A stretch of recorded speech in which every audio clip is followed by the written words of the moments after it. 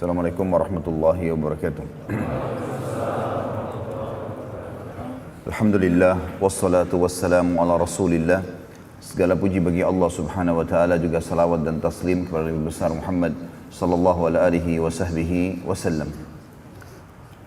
Melanjutkan bahasan sirah nabawi, dan ini adalah bahasan-bahasan penutup dalam kajian sirah kita.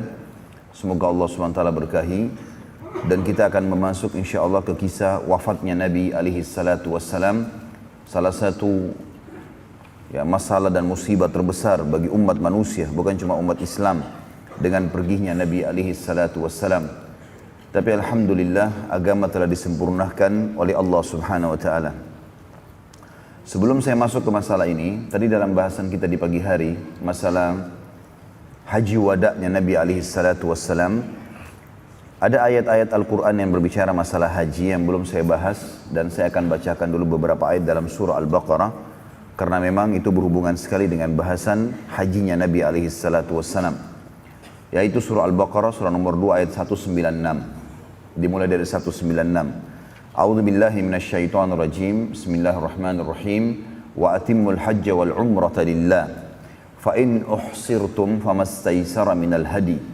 ولا تحلقوا رؤوسكم حتى يبلغ الهدي محله فمن كان منكم مريضا أو به أذى من رأسه ففدية من صيام أو صدقة أو نسك فإذا أمنتم فمن تمتع بالعمرة إلى الحج فما استيسر من الهدي ومن لم يجد فصيام 3 أيام في الحج و7 إذا رجعتم تلك 10 كاملة ذلك لمن لم يكن أهله حاضر المسجد الحرام wattaqullaha wa'lamu annallaha syadidul iqab.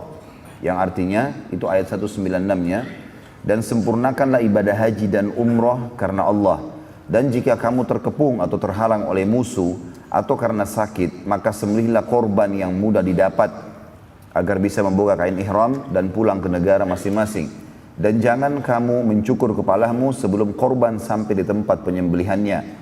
Jika ada di antara kamu yang sakit atau ada gangguan di kepalanya, lalu ia bercukur. Karena orang kalau menggunakan ihram, tadi saya jelaskan di pagi hari, tidak boleh dia mencabut bulu di badannya, tidak boleh memotong kuku, tidak boleh pakai wangi-wangian kalau sudah niat ihram, sudah niat haji atau umrah.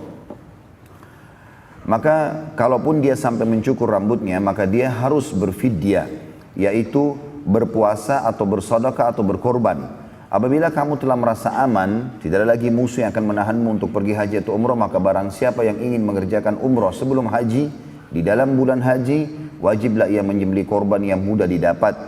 Tapi jika ia tidak menemukan binatang korban atau tidak mampu, maka wajib berpuasa 3 hari dalam masa haji dan 7 hari apabila kamu kembali dari haji itu, maksudnya di negara masing-masing. Itulah 10 hari yang sempurna. Demikian itu kewajiban membayar fidyah bagi orang-orang yang keluarganya tidak ada di sekitar Masjidil Haram atau orang-orang yang bukan penduduk kota Mekah. Dan bertakwalah kepada Allah dan ketahuilah bahwasanya Allah sangat keras siksaannya. Tentu rentetan haji sudah saya jelaskan rincian dari tanggal 8 sampai tanggal 13 di pagi tadi. Dan ini adalah penguat dan penjelas daripada apa yang kita paparkan tentang haji Nabi alaihi salatu wassalam. Ayat 197-nya berbunyi Al-Hajju Ashhurum Ma'lumat. فَمَنْ فَرَضَ فِيهِنَّ الْحَجَّ فَلَا رَفَثَ وَلَا فُسُوقَ وَلَا جِدَالَ فِي الْحَجِّ وَمَا تَفْعَلُ مِنْ خَيْرٍ يَعْلَمْهُ اللَّهُ وَتَزَوَّدُوا فَإِنَّ خَيْرَ الزَّادِ التَّقْوَى وَاتَّقُونِ يَا أُولِي الْأَلْبَابِ. Musim haji itu adalah beberapa bulan yang dimaklumi. Ya. Disebutkan awal bulan haji itu adalah Syawal, Dzulqa'dah, dan 13 hari pertama bulan Zulhijjah. Barang siapa yang menetapkan niat dalam bulan itu akan mengerjakan haji, maka dia tidak boleh rafath. Dan rafath artinya mengucapkan kalimat-kalimat syahwat kepada yang bukan pasangan halalnya.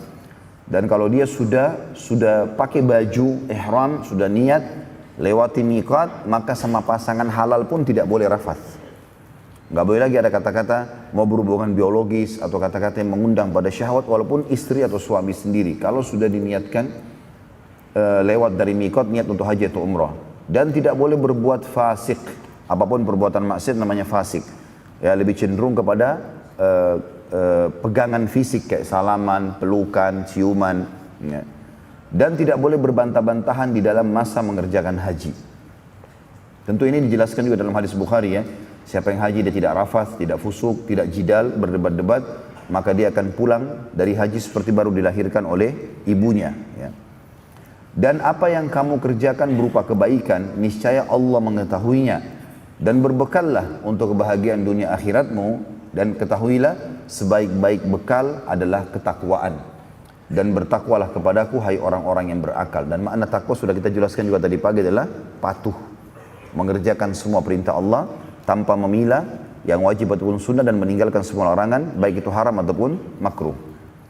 Ayat 198-nya, laisa alaikum junahun an tabtagu fadlan min rabbikum fa idza afattum min arafatin fadhkurullaha indal masy'aril haram wadhkuruhu kama hadakum wa in kuntum min qablihi laminadh dhallin. Tidak ada dosa bagi kalian untuk mencari karunia atau rezeki hasil perniagaan dari Tuhanmu. Maka apabila kamu telah bertolak dari Arafah, dan kita sudah dijelaskan ya, Arafah pada pagi hari tanggal 9. Berzikirlah kepada Allah di Masy'aril Haram. Yang dimaksud adalah Muzdalifah, ya, Mina. Dan berzikirlah dengan menyebut nama Allah sebagaimana yang ditunjukkannya kepadamu, sesuai dengan yang disyariatkan saja. Dan sesungguhnya kamu sebelum itu benar-benar termasuk orang-orang yang sesat. Kalian tidak mengerti masalah itu. Tapi dengan turun syariat maka kalian jadi mengerti. 199. Thumma afidu min haitsu afadhan nasu wastaghfirullah innallaha ghafurur rahim. Kemudian bertolaklah kamu dari tempat bertolaknya orang-orang yang banyak. Maksudnya dari Arafah menuju ke Muzdalifah. Sudah kita paparkan tadi pagi, kalau Arafah pagi hari dari waktu duha, Nabi SAW masuk di Arafah kemudian sampai maghrib. Dan beliau menjamak qasar, takdim, sholat duhur asar. Kemudian isyaknya dan maghrib dan isyaknya dijamak takhir di Muzdalifah. Dan ini Allah sebutkan di 199 Al-Baqarah. Kemudian bertolaklah kamu setelah selesai terbenam matahari maghrib dari Arafah, dan mohonlah ampunan kepada Allah, sungguhnya Allah Maha Pengampun lagi Maha Penyayang. Ayat 200-nya, فَإِذَا قَضَيْتُمْ مَنَاسِكَكُمْ فَاذْكُرُوا اللَّهَ كَذِكْرِكُمْ آبَاءَكُمْ أَوْ أَشَدَّ ذِكْرًا فَمِنَ النَّاسِ مَنْ يَقُولُ رَبَّنَا آتِنَا فِي الدُّنْيَا وَمَا لَهُ فِي الْآخِرَةِ مِنْ خَلَاقٍ. Apabila kalian telah atau kamu telah menyelesaikan ibadah hajimu, maka berzikirlah dengan menyebut Allah sebagaimana kamu menyebut-nyebut atau membangga-banggakan nenek moyangmu. Jadi maksudnya terus berzikir, terus jadikan sebagai bahan ya keutamaan atau bahan yang selalu dikejar pada saat mengucapkan sesuatu. Selalu zikrullah dan bersyukur. Dan bahkan berzikirlah lebih banyak lagi dari itu. Maka di antara manusia ada yang hanya berdoa di musim haji, ya Tuhan kami berikanlah kami kebaikan di dunia tanpa meminta akhirat. Maka baginya bagiannya dan tidak ada bagian-bagiannya di akhirat nanti. Allah akan kasih kalau cuma minta dunia. Tapi yang dianjurkan adalah meminta dunia dan akhirat. Ayat 201-nya, wa minhum may yaqulu rabbana atina fid dunya hasanatan wa fil akhirati hasanatan wa qina adzabannar. Dan ada juga di antara mereka yang haji itu berdoa mengatakan, ya Tuhan kami berilah kami kebaikan di dunia dan kebaikan di akhirat, dan peliharalah kami dari siksa neraka. Ayat 202-nya, ulaika lahum nasibun mimma kasabu wallahu sari'ul hisab. Mereka itulah orang-orang yang mendapatkan bahagian daripada yang mereka usahakan, dan Allah sangat cepat perhitungannya. Ayat 203, wadhkurullaha fi ayyamin ma'dudat. وَمَنْ تَعَجَّلَ فِي يَوْمَيْنِ فَلَا إِثْمَ عَلَيْهِ وَمَنْ تَأَخَّرَ فَلَا إِثْمَ عَلَيْهِ لِمَنِ اتَّقَى وَاتَّقُوا اللَّهَ وَاعْلَمُوا أَنَّكُمْ إِلَيْهِ تُحْشَرُونَ. Dan berzikirlah atau dengan menyebut nama Allah dalam beberapa hari yang berbilang. Maksudnya adalah mulai hari Nahar tanggal 10 Zulhijjah, Idul Adha, yang saya sudah jelaskan tadi. Kalau Nabi SAW setelah sholat subuh di Muzdalifah, maka beliau bertolak menuju ke Mina untuk jumrah. Masih ingat gak ini? Baik. Di situ dikenal dengan hari-hari berzikir kepada Allah. Mulai hari itu setelah jumrah beliau tahallul alaihissalam, lalu beliau melakukan tawaf ya ifadah, tawaf wajib haji, kemudian beliau menyembeli, lalu kemudian di hari-hari tasyrik 11, 12, 13 beliau berzikir kepada Allah SWT dengan melakukan juga jumrah ya di tanggal 11, 12, 13, tapi pada saat itu sudah menjadi 3, kecil, sedang, besar. Sementara tanggal 10-nya hanya yang besar saja. Allah mengatakan, dan berzikirlah dengan menyebut Allah dalam beberapa hari yang berbilang. Barang siapa yang ingin cepat ya, berangkat dari Mina setelah 2 hari, maksudnya tanggal 12 Zulhijjah, maka tidak ada dosa baginya. Saya juga sudah jelaskan ini di Indonesia diistilahkan dengan nafar awal ya. Tanggal 12 Zulhijjah mereka yang sudah mau keluar dari Mina boleh. Dan Barang siapa yang ingin menangguhkan keberangkatannya dari 2 hari itu sampai tanggal 13, maka tidak ada dosa pula baginya, dan itu bagi orang yang bertakwa. Artinya pahalanya lebih besar. Dan bertakwalah kepada Allah, ketahuilah bahwasanya kamu akan dikumpulkan kepadanya. Jadi ayat-ayat ini berbicara tentang masalah haji tentunya, melengkapkan bahasan kita sebelumnya karena saya belum sempat membacakan tadi pagi ayat-ayat ini. Juga ada poin penting tentang pelajaran haji wada. Pelajaran penting dari kejadian haji wada. Yang pertama, wajibnya haji bagi setiap muslim yang mampu. Karena dimasukkan dalam salah satu rukun Islam. Dan Nabi SAW mencontohkannya secara langsung. Walaupun ini haji pertama dan haji terakhir baginda Nabi SAW. Dan kita sudah tahu ini kewajiban tentunya. Dan cukup banyak hadis Bukhari Muslim yang menjelaskan masalah itu. Di antaranya Islam berdiri di atas 5 dasar. Syahadat, sholat, puasa Ramadan, zakat dan juga haji bagi yang mampu. Maka ini tentu ibadah yang sangat ditekankan. Ini pelajaran pertama dari haji wada Nabi SAW. Yang kedua, tersempurnakannya agama Islam di haji wada itu. Sebagaimana sudah kita jelaskan turun surah Al-Ma'idah ayat berapa? Ayat 3 ya, tentang pengharaman hewan-hewan ya, yang tercekik, jatuh dan seterusnya yang sudah kita jelaskan. Dan turunnya ayat hari ini aku sempurnakan agama kalian. Ini yang kedua, tentang sempurnanya agama Islam. Yang ketiga, padatnya wasiat Nabi SAW. Dan sudah kita rincikan ya, khutbah Nabi SAW di Namirah, di Arafah. Semuanya dari hal-hal yang berhubungan dengan Allah Subhanahu Wa Taala sampai ditutup dengan kasus masalah rumah tangga, hak dan kewajiban suami istri, dan sudah kita paparkan juga panjang lebar tentang poin-poin ini pada pertemuan kita sebelumnya. Ini juga pelajaran dari haji wada. Ya. Yang keempat, yang diambil pelajaran di sini adalah setelah pulang dari haji wada, Nabi SAW masuk dalam proses kematian dengan sakit. Dan ini juga sudah diambil dari khutbah beliau sendiri di Namirah, yang beliau mengatakan di awal khutbahnya setelah memuji Allah Subhanahu Wa Taala dan juga salawat untuk diri beliau SAW, beliau mengatakan, wahai manusia, dengarkanlah baik-baik karena aku tidak akan menemui kalian lagi setelah tahun ini di tempatku ini. Ya, artinya aku tidak akan sampai di musim haji tahun depan. Ya, dan ini juga penyampaian Nabi SAW tentang wafat. Dan tentu wafatnya Nabi SAW berarti tentu risalah langit sudah sempurna. Ya, dan ini yang menyebabkan Abu Bakar radhiyallahu anhu menangis, sebagaimana akan kita jelaskan nanti. Ini pelajaran-pelajaran penting dari masalah haji wada. Sekarang kita masuk teman-teman sekalian ke kisah yang agung sekali tentang wafatnya manusia terbaik, pilihan Allah Subhanahu Wa Taala, pemimpin anak Adam, ya, baik di dunia maupun di akhirat nantinya. Dan beruntunglah kita menjadi pengikut manusia terbaik ini. Malam hari dari hari pembentukan pasukan Usama bin Zaid, saya sudah jelaskan juga di akhir penutupan ceramah kita tadi pagi, bahwasanya waktu Nabi SAW pulang awal bulan Muharram ke Madinah, maka beliau tidak ada kegiatan apa-apa, tapi awal bulan Safar, bulan kedua, beliau membentuk pasukan untuk menyerang wilayah mana? Hah? Ada yang ingat gak? Hah? Apa nama wilayahnya? Hah? Siapa yang nyaut tuh? Coba. Hah? Balikpapan.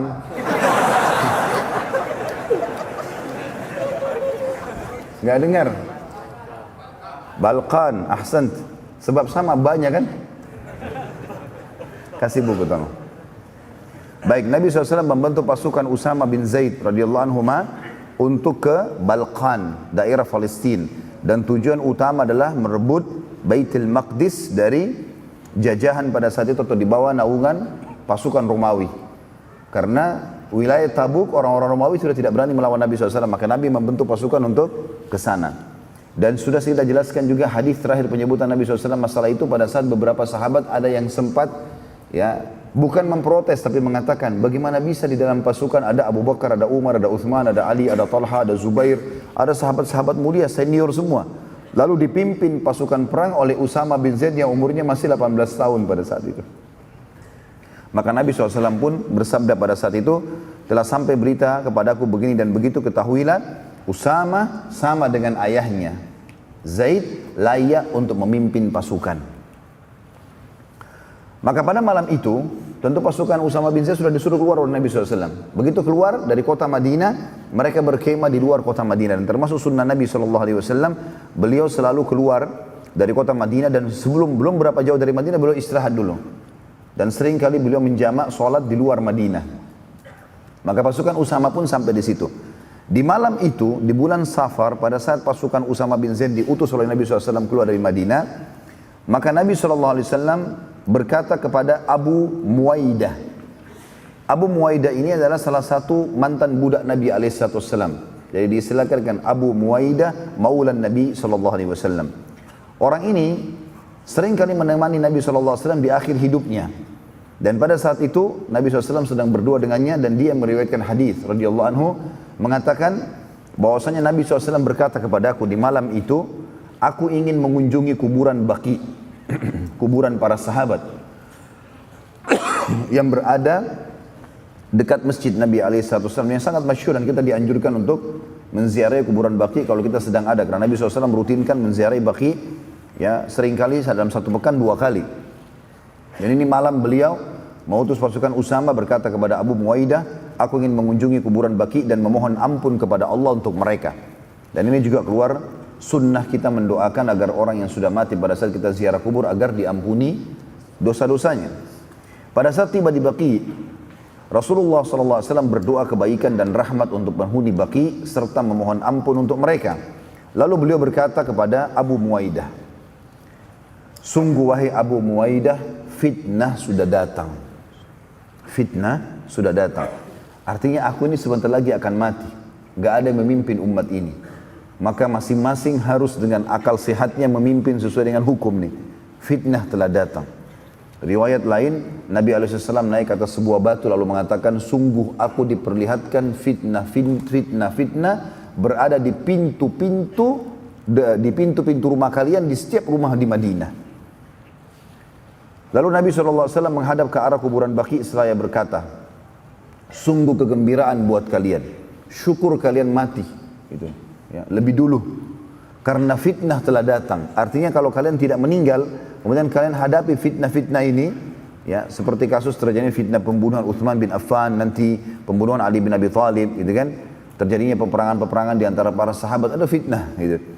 Maka berita gembira buat kalian karena fitnah telah datang. Kalian sudah mendahului masalah itu. Lalu beliau berkata lagi kepada Abu Muwaidah, wahai Abu Muwaidah, sungguh aku telah diberi pilihan. Aku menguasai seluruh bumi dan perbendaharaannya. Lalu aku masuk surga dengan aku menemui Tuhanku dan aku masuk surga. Ini pilihan yang luar biasa. Artinya Nabi SAW dikasih pilihan pada malam itu. Jibril AS turun di Baqi dan berkata, Tuhan Muhammad Muhammad memberikan kepadamu kesempatan untuk hidup sampai hari kiamat, kekal. Mati nanti tapi hari kiamat. Sekarang dipanjangkan umur kamu, jadi bukan 1000 tahun, bukan selamanya sampai hari kiamat. Terjadi kiamat baru meninggal.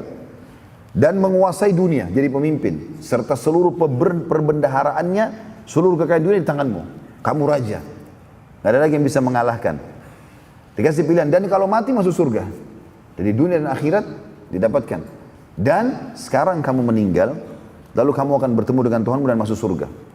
Kata Nabi SAW, sungguh wahai Abu Muwaidah, aku telah diberikan pilihan oleh Tuhanku Allah, ya, untuk memimpin bumi ini dan seluruh perbendaharaannya, dan aku nanti masuk surga kalau aku meninggal, dengan aku bertemu dengan Tuhanku meninggal sekarang, dan aku masuk surga. Dan ini pelajaran teman-teman sekalian, bagaimana Nabi SAW tidak menginginkan dunia ini. Ya, beliau dijanjikan akan jadi raja, menguasai seluruh dunia dan hidup panjang umurnya, memimpin umat ini pun, kemudian juga mati masuk surga. Dan meninggal lalu bertemu dengan Allah. Maka Nabi SAW memilih untuk meninggal.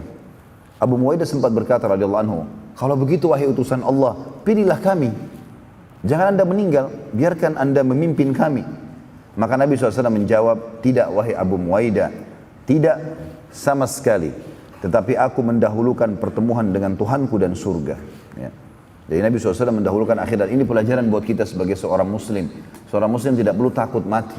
Dia memang malah menunggu kematian. Karena kematian pintu menuju kepada kehidupan abadinya. Jadi jangan terbalik ikhwan dan akhwat sekalian. Rahimani rahimakumullah. Karena kita kebanyakan terbawa dengan arus cinta dunia, ketakutan kalau kita meninggal. Enggak, meninggal itu adalah pintu menuju kepada kehidupan abadi. Mati awal segalanya bagi setiap muslim.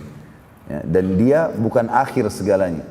Banyak orang menganggap kalau meninggal berarti akhir segalanya. Tidak, justru awal segalanya. Karena akan abadi. Dan dia akan mendapatkan amal-amal soleh yang sudah pernah dilakukan. Ya, dia juga akan mendapatkan janji-janji Allah dan hidup abadi. Bertemu dengan Nabi SAW, bertemu dengan orang-orang soleh sebelum kita, bertemu dengan para malaikat, ya, melihat Tuhannya, Allah Azza wa Jalla. Dan itu harus melalui proses kematian dulu. Gak mungkin tidak. Kecuali kalau dia orang muslim, orang kafir, musyrik ataupun orang munafik. Termasuk orang fasik, kalau banyak maksiat juga ini bermasalah buat dia, tapi dia masih bisa selamat nanti setelah dibersihkan dosa-dosanya di neraka. Tapi kalau orang musyrik, munafik dan kafir, ini adalah mati akhir segalanya buat dia. Karena tidak ada lagi cara untuk memperbaiki ya kesalahan-kesalahannya kalau dia sudah meninggal. Maka pada saat itu Nabi SAW waktu mengatakan aku memilih Tuhanku dan surga. Setelah itu Nabi SAW balik bersama Abu Ubaidah. Begitu tiba di rumah Nabi SAW, mulailah beliau merasakan sakit kepala. Ya. Dan beliau merasa sakit kepala yang luar biasa pada saat itu. Dan waktu masuk ke dalam rumah, dalam hadis Bukhari Muslim dijelaskan, maka Nabi SAW begitu masuk mengucapkan salam di rumah Aisyah radhiyallahu anha. Aisyah pertama sekali melihat Nabi mengatakan, kepalaku sakit ya Rasulullah. Maka kata Nabi SAW, tidak wahai Aisyah, aku yang sebenarnya sedang sakit kepala. Ya. Maka Aisyah berkata, wahai utusan Allah, apakah anda juga merasakan sakit sebagaimana kami merasakannya? Kata Nabi SAW, iya. Bahkan kami, kalangan para nabi, merasakan 2 kali lipat dari apa yang dirasakan oleh 2 laki-laki di antara kalian. Jadi kalau misalnya demam kita itu 40 derajat itu sudah sangat panas. Maka Nabi SAW 80. Gitu kan? Jadi double dari penyakit itu. Dalam sebuah riwayat Bukhari pernah ada seorang sahabat datang mengunjungi Nabi SAW di hari sakitnya beliau, lalu memegang dahi Nabi SAW karena panasnya. Maka dia mengatakan, aku tidak mampu untuk memegang dahi Nabi SAW karena panasnya. Lalu aku mengatakan, ya Rasulullah, sungguh anda telah ditimpa demam yang tidak normal, tidak biasanya. Sangat luar biasa, seperti api panasnya. Nah, kata Nabi SAW, benar. Karena kami akan diberikan cobaan 2 kali dari yang diberikan cobaan kepada kalian. Para nabi-nabi maksudnya.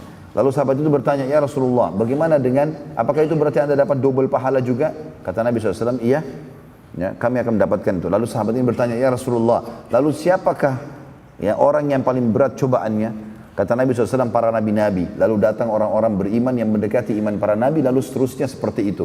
Maka cobaan akan datang sesuai dengan kadar keimanan seseorang.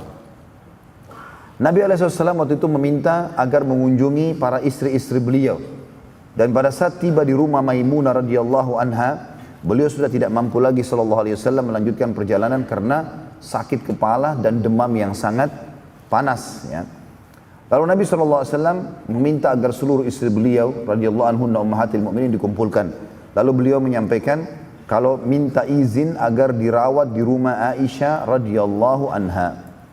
Nah, dan ini juga teman-teman sekalian, khusus bagi orang yang ya, melakukan poligami dalam hidup ini, menjalankan sunnah Nabi SAW, maka mereka harus tahu tentang hak-hak istrinya, termasuk masalah mabit atau menginap.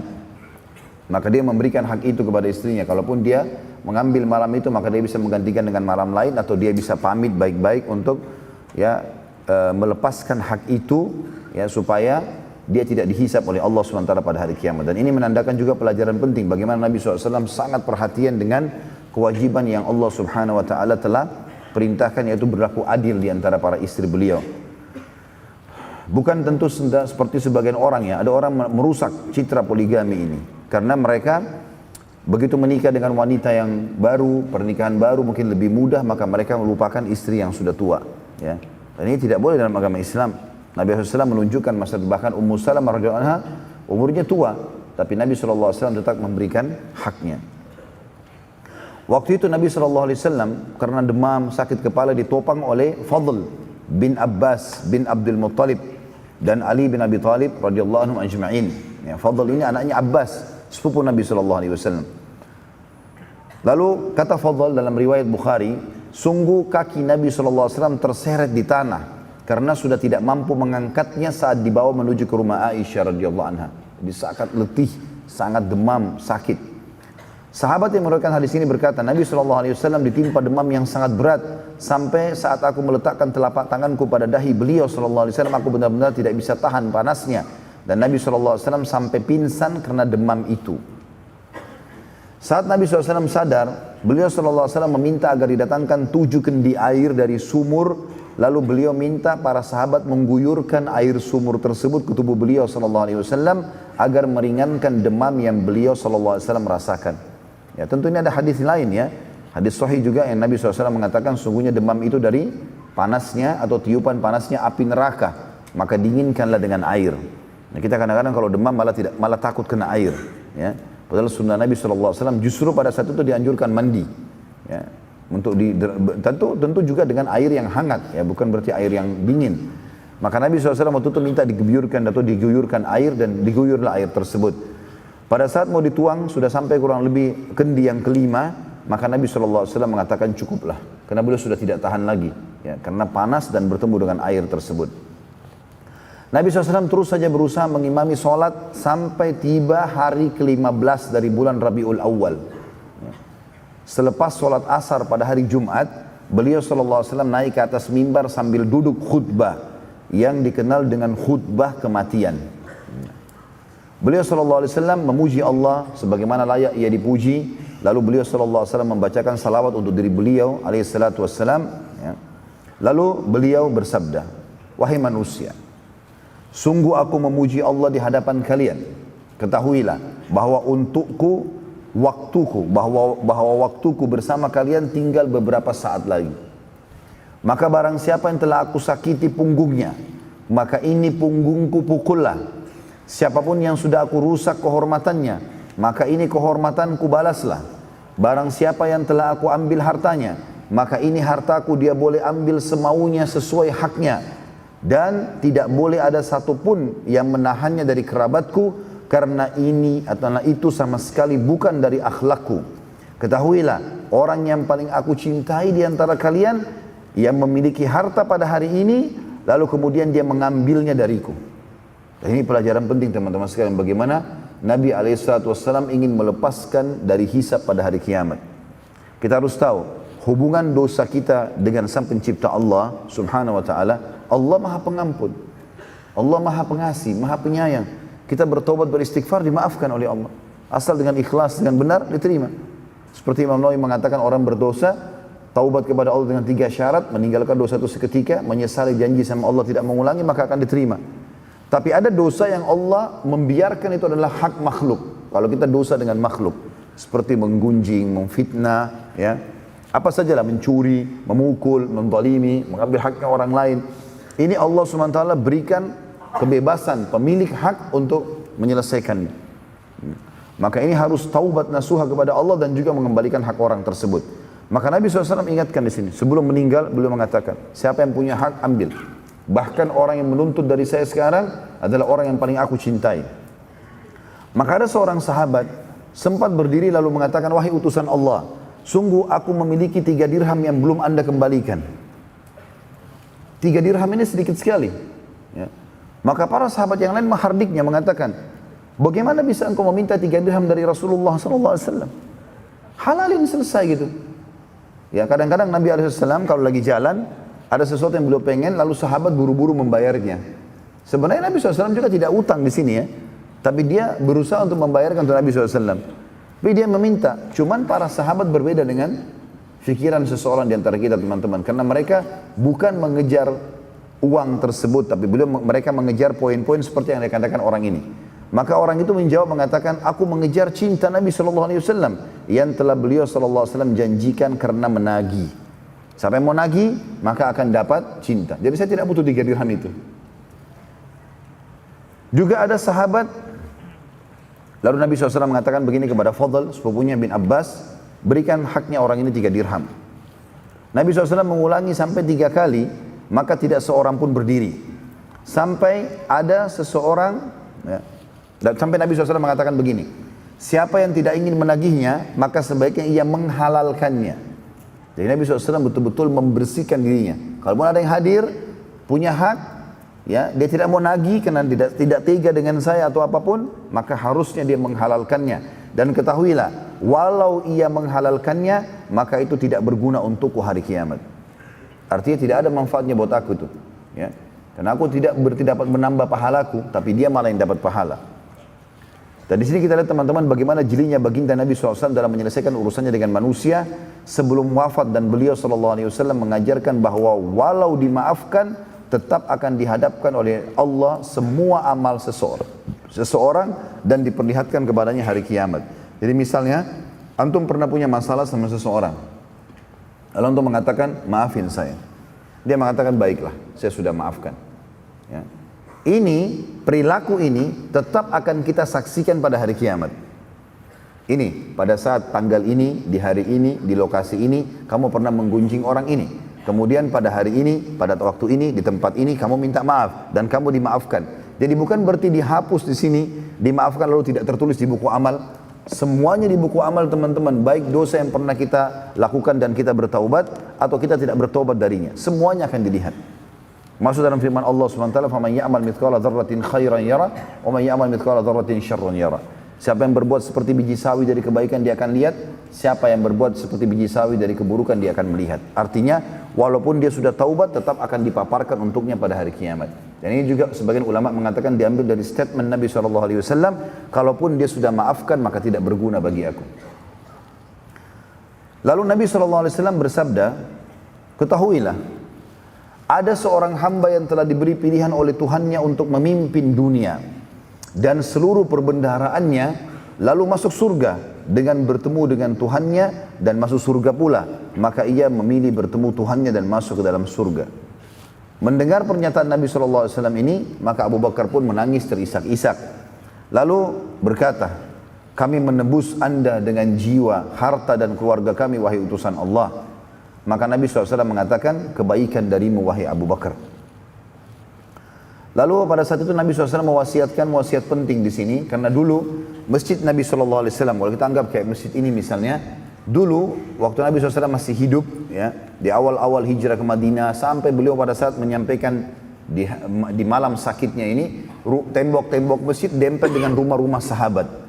Bahkan banyak di antara mereka yang membuat lubang dari tembok masjid untuk bisa connect masuk ke dalam masjid langsung. Ya, sehingga mereka sangat dekat, mereka tinggal buka pintu langsung masuk masjid dan penuh. Semua masjid itu dikelilingi oleh rumah-rumah sahabat.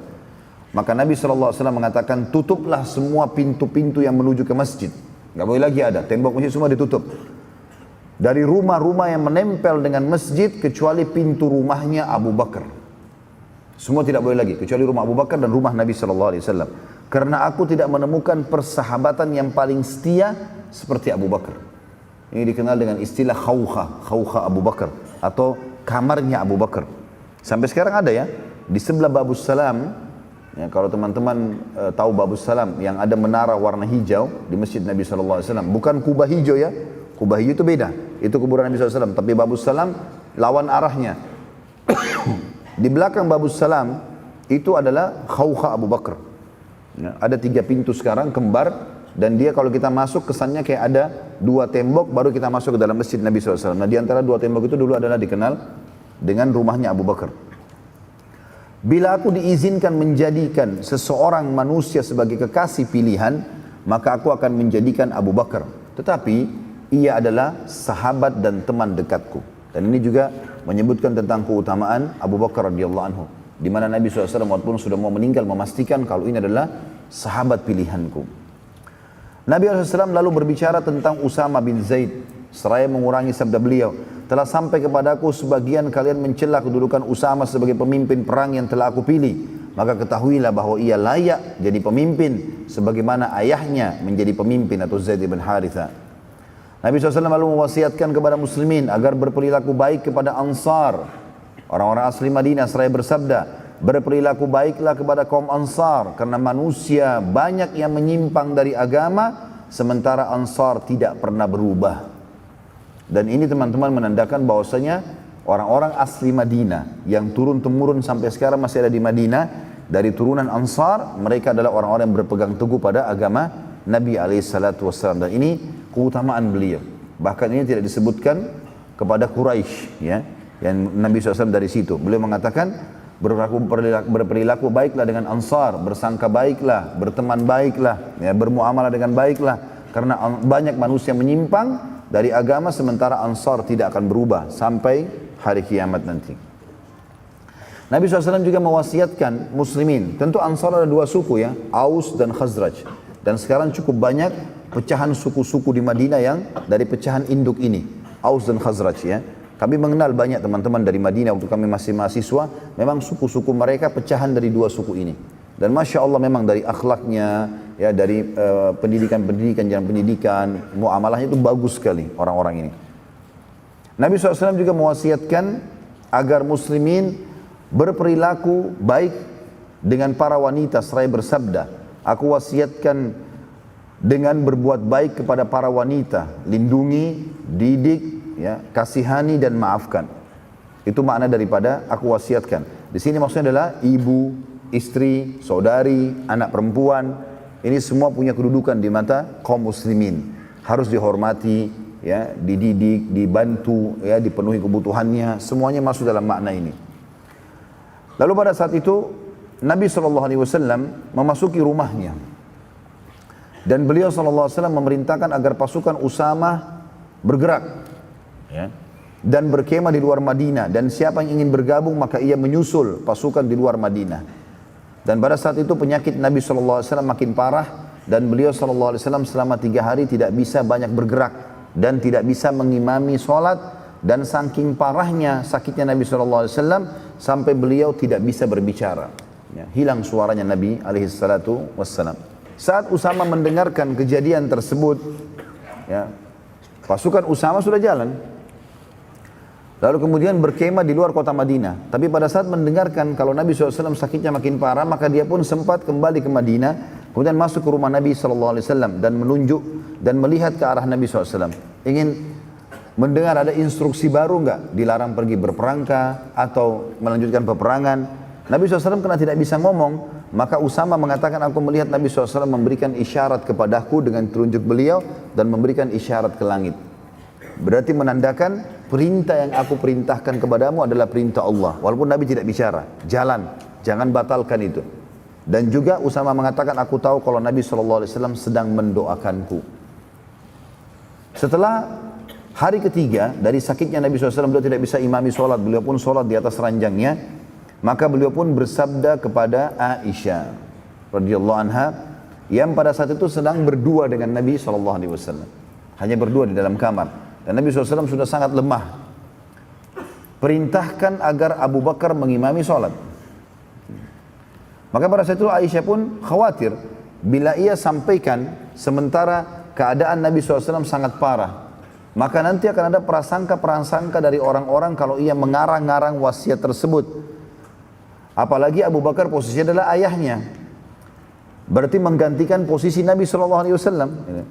Sebagai pemimpin umat, dan ia adalah anaknya Abu Bakar di sini. Aisyah berkata radhiyallahu anha, wahai utusan Allah, sungguh Abu Bakar orang yang lemah secara fisik, hatinya pun, suaranya pun kecil, dan dia suka sekali menangis, hatinya sangat lembut. Maka coba pilihlah orang lain. Namun pada saat itu Nabi SAW pingsan, ya, belum sempat menjawab pingsan. Kemudian Nabi SAW bangun, lalu mengingatkan lagi Aisyah yang kedua kali, apakah sudah kau jalankan titahku wahai Aisyah? Maka Aisyah mengatakan belum. Kata Nabi SAW, perintahkan agar Abu Bakar mengimami manusia sholat. Rupanya Aisyah mengulangi lagi perkataan yang sama. Ya Rasulullah, Abu Bakar orang yang lemah secara fisik, suaranya pun akhirnya kecil. Artinya nggak semua masjid bisa dengar. Zaman dulu nggak ada pengeras suara. Dan juga hatinya sangat lembut, mudah nangis gitu. Pilihlah orang lain ya Rasulullah. Maka Nabi SAW pingsan yang kedua kalinya. Ya, tidak sempat menjawab di sini. Kemudian Nabi SAW bangun yang ketiga kali, sadar, tanya lagi, Aisyah, sudah jalankan belum? Maka Aisyah mengatakan belum. Kata Nabi SAW, perintahkan Abu Bakar untuk mengimami sholat. Aisyah pun mengulangi yang ketiga kali perkataan yang sama. Maka di sini Nabi SAW sempat marah dan mengatakan, sungguh kalian wahai wanita sama saja dengan penggoda-penggoda Yusuf. Perintahkan agar Abu Bakar mengimami manusia sholat. Artinya jalankan kalau sudah dititahkan, tidak usah punya pilihan lain. Maka pada saat itu pun Aisyah akhirnya ketakutan jangan sampai, ya, Nabi SAW murka dan ini mengundang murkanya Allah, maka beliau pun akhirnya keluar pada saat itu untuk menemui siapa saja di masjid agar mengimami sholat. Maka Aisyah radhiyallahu anha setelah mendengar teguran Nabi alaihi salatu wassalam yang tegas kepada beliau, maka dia pun ketakutan. Dan memang perlu digarisbawahi, ini pelajaran juga. Tentu Aisyah radhiyallahu anha di sini bukan dinilai sebuah perilaku yang buruk, akhirnya langsung divonis orang yang tidak patuh kepada Nabi alaihi salatu wassalam. Karena kondisi pada saat itu adalah Aisyah bersama dengan Nabi SAW di dalam kamar. Kondisi Nabi SAW lagi sakit parah dan dikhawatirkan nanti masyarakat ada yang atau mau muslimin berpikir kalau Aisyah mengarang-arang ya wasiat tersebut. Dan beliau juga dengan santun menyampaikan kepada Nabi SAW, ya Rasulullah, Abu Bakar orang yang lemah secara fisik, berarti otomatis suaranya pun kecil, tidak kedengaran, hatinya lembut, suka menangis. Pilihlah orang lain, gitu kan. Walaupun sebenarnya kalau kita kembali kepada hukum agama yang asli, ya yang sebenarnya kalau sudah titah Allah dan Rasulnya tidak boleh dibantah. Mau berat, mau ringan, ya, maka semua diterima. Karena Allah Subhanahu Wa Taala menyebutkan dalam surah Al-Ahzab, surah nomor 33 ayat 36. A'udzu billahi minasyaitonir rajim. Wa ma kana lil mu'minin wala mu'minatin idza qadallahu wa rasuluhu amran an yakuna lahumul khiyaratu min amrihim wa may ya'sillaha wa rasulahu faqad dhalla dhalalan mubina. Dan tidaklah patut bagi laki-laki mukmin dan tidak pula bagi perempuan mukminah apabila Allah dan Rasulnya telah menetapkan satu ketetapan, akan ada bagi mereka pilihan yang lain tentang urusan mereka. Dan barang siapa yang mendurhakai Allah dan Rasulnya, maka sungguh dia telah sesat dengan kesesatan yang nyata. Ya. Jadi di sini jelas sekali ayat ini menekankan kalau sudah titah dari Nabi SAW atau ya tentu di awal dari titah Allah SWT dan titah Nabi SAW, maka otomatis seorang mukmin tidak ada pilihan lain. Haram, selesai, ditinggalkan. Kalau mau lakukan berarti dia tahu konsekuensi hukumnya. Maka Aisyah radhiyallahu anha karena ketakutan pada saat itu, beliau pun akhirnya keluar dari rumah. Dan orang yang pertama ditemui dari pintu rumah Nabi SAW, rumah Aisyah yang dibuka langsung ke masjid, adalah sepupu Nabi SAW yang bernama Abdullah bin Zum'ah radhiyallahu anhu. Lalu Aisyah berkata, wahai Abdullah, berdirilah dan perintahkan agar Abu Bakar mengimami manusia sholat. Abdullah waktu itu, dia mencari di masjid tidak menemukan Abu Bakar dan sudah tiba waktu sholat. Maka kebetulan, karena Abu Bakar itu berada di luar kota Madinah, ya, atau dalam buku-buku sirah sebagian dikatakan di luar benteng Madinah, karena dulu Madinah memiliki benteng. Keluar dari situ, di arah kebun beliau radhiyallahu anhu, maka Abdullah melihat atau mencari siapa kira-kira yang lebih baik setelah Abu Bakar. Maka dia pun menemukan Umar bin Khattab, ada di masjid. Maka Abdullah mengatakan, wahai Umar, berdirilah dan imamilah manusia. Di sini juga pelajaran teman-teman sekalian ya. Kalau instruksi terarahkan kepada satu orang, dan instruksi ini memang penting sekali, seperti mengimami sholat itu penting sekali, gitu kan? Ternyata tidak ditemukan orangnya, maka semestinya dia harus berusaha dulu, terus saja, karena ini perintah dari Nabi SAW. Kalau tidak bisa, maka harus kembali menanyakan, kira-kira kalau tidak ada siapa yang akan menggantikan. Tapi di sini Abdullah radhiyallahu anhu berijtihad, beliau lalu melihat, kayaknya Abu Bakar tidak ada nih, keliling masjid nggak ada, nggak sempat keluar masjid, nggak sempat nanyakan, nggak sempat keluar Madinah. Maka dia lihat ada Umar, langsung dia bilang, hai Umar, berdirilah imamilah sholat. Umar pun berpikir, karena Abdullah sepupu Nabi SAW, maka dia pun mengira bahwasanya ini adalah perintah dari Nabi SAW. Dan Umar orangnya jahur, suaranya keras. Maka Umar pun waktu iqamah sholat mengimami sholat, dan Nabi SAW dengar suaranya Umar, bukan suaranya Abu Bakar jadi imam. Maka Nabi SAW pada saat itu mengangkat suara beliau semampu mungkin sambil mengatakan, sungguh Allah dan Rasulnya menolak menjadi imam kecuali Abu Bakar. Ya. Maka Nabi SAW dan Nabi SAW mengulang ini sampai 3 kali. Dan yang keempat beliau mengatakan, mana Abu Bakar? Padahal Umar bin Khattab lagi jadi imam pada saat itu. Dan Nabi SAW tegas di sini, tidak boleh. Abu Bakar saja. Allah dan Rasulnya tidak menerima kecuali Abu Bakar. Dan ini teman-teman sekalian, ulama mengatakan ini termasuk dalil yang sangat sharih, yang sangat jelas, kalau pemimpin setelah meninggal Nabi SAW hanya Abu Bakar. Ya, karena pada saat itu pemimpin sholat, mengimami sholat. Ini sudah saya jelaskan pada saat memaparkan materi tentang kriteria pemimpin dalam Islam. Di antaranya, ya, dia bisa memimpin sholat.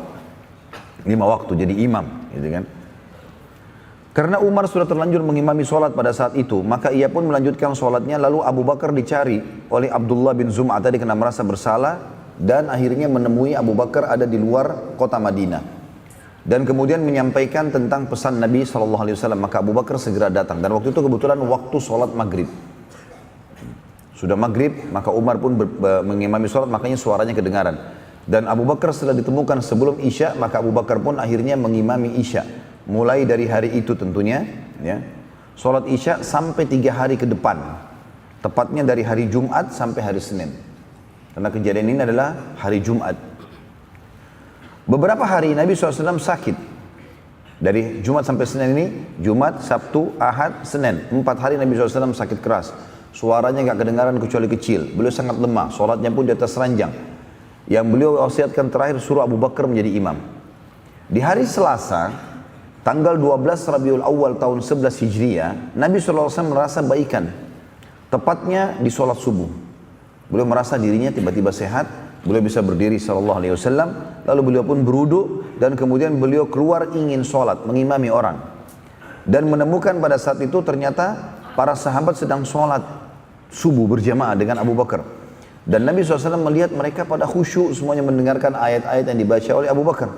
Maka Nabi SAW sangat gembira melihat keadaan mereka. Artinya dengan kondisi seperti ini, walaupun beliau meninggal, beliau tidak akan merasa kehilangan umatnya. Rumah Aisyah radhiyallahu anha punya 2 pintu. Ada pintu langsung masuk ke masjid, ada pintu untuk keluar ke jalan Madinah. Maka pintu yang menuju ke masjid ini tidak dibuka kecuali Nabi SAW keluar di situ. Dan waktu Aisyah membuka pintu kemarin, ya, itu memang belum waktu sholat. Biasanya kalau waktu sholat terbuka itu hanya Nabi SAW. Maka para sahabat merasa yang buka pintu ini Nabi SAW, sementara mereka sholat. Ya. Waktu Nabi SAW lewat di hadapan mereka, para makmum ini, menuju ke arah imam tempatnya Abu Bakar, maka para sahabat meyakini bahwasanya betul Nabi SAW. Dan saking gembiranya, hampir seluruh sahabat waktu itu membatalkan sholat mereka. Dan ingin menyalami Nabi SAW karena sudah sekian hari mereka merasa terganggu sekali. 4 hari nggak ada berita Nabi SAW. Perintahnya bahkan menyuruh Abu Bakar menggantikan jadi imam. Sakitnya sudah sangat parah. Beberapa sahabat yang keluar menyampaikan kalau Nabi SAW sudah sangat lemah, demamnya tinggi, ya, sakit kepala dan seterusnya. Maka Nabi SAW pun jalan terus sampai ke sampingnya Abu Bakar. Abu Bakar pun merasa keberadaan Nabi SAW sementara sholat. Maka Abu Bakar pun ingin pindah dan mempersilahkan Nabi SAW untuk jadi imam sementara lagi sholat, ya. Kemudian Nabi SAW memberikan isyarat agar Abu Bakar tetap jadi imam, dan beliau SAW sholat di sebelah Abu Bakar. Abu Bakar pada saat itu menyampaikan atau melanjutkan sholatnya. Kemudian beliau berkata, ya, atau pada saat itu beliau memberikan isyarat kepada Nabi untuk maju, tapi Nabi SAW tetap membalas isyarat tersebut agar Abu Bakar tetap jadi imam. Lalu beliau bersabda, sementara Abu Bakar lagi sholat, Nabi bisikkan kalimat mengatakan, imamilah manusia wahai Abu Bakar. Maka Abu Bakar pun melanjutkan sholatnya, dan Nabi SAW berdiri sebelah kanan Abu Bakar radhiyallahu anhu. Dan ini menandakan teman-teman sekalian, boleh kita mengingatkan orang yang sedang sholat dengan kalimat, ya, maaf kiblatnya ke kanan sedikit, ya. Ini begini, di depan anda ada najis, dibahasakan. Walaupun orang sholat, dia tidak perlu membalasnya, tapi memberikan peringatan kepadanya. Tadi sholatnya kurang, misalnya. Riwayat lain berbunyi bahwasanya Nabi SAW mengimami sholat. Riwayat lain ada, dua-duanya riwayat sahih, menjelaskan Abu Bakar pindah, lalu Nabi SAW mengimami sholat. Hanya saja beliau mengimami sholat sambil duduk. Dan Abu Bakar radhiyallahu anhu sholat berdiri sebelah kanan Nabi SAW, seraya mengeraskan suara agar makmum mengetahui gerakan Nabi SAW. Dan dari sini juga keluar sebuah hukum, kalau imam suaranya nggak kedengaran, maka boleh makmum di belakangnya yang mengingatkan tentang panggilan-panggilan ruku, i'tidal, sujud, ya, dikeraskan suara. Selepas salam, Nabi SAW naik ke atas mimbar dengan dibantu oleh beberapa sahabat beliau, dan beliau pun berkhutbah sambil duduk karena kondisi fisiknya masih lemah, tapi beliau merasa sudah baikan. Lalu beliau pun bersabda, wahai manusia, setelah tahmid dan salat untuk diri beliau SAW, beliau mengatakan, wahai manusia, ketahuilah, fitnah telah datang seperti potongan dari malam hari yang gelap. Seseorang yang duduk lebih baik dari yang berdiri, dan yang berdiri lebih baik daripada yang berjalan. Ya. Artinya setelah aku meninggal nanti ini akan banyak masalah-masalah kalian hadapi. Maka kalau lagi tersebar fitnah, maka ketahuilah yang duduk, yang tidak ikut-ikutan lebih baik daripada yang berdiri. Dan yang berdiri lebih baik daripada yang berjalan. Artinya makin tidak terlibat makin baik.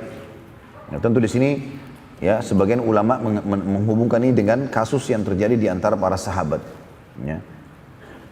Ingatlah, jangan kalian memujiku melampaui batas setelah aku meninggal nanti.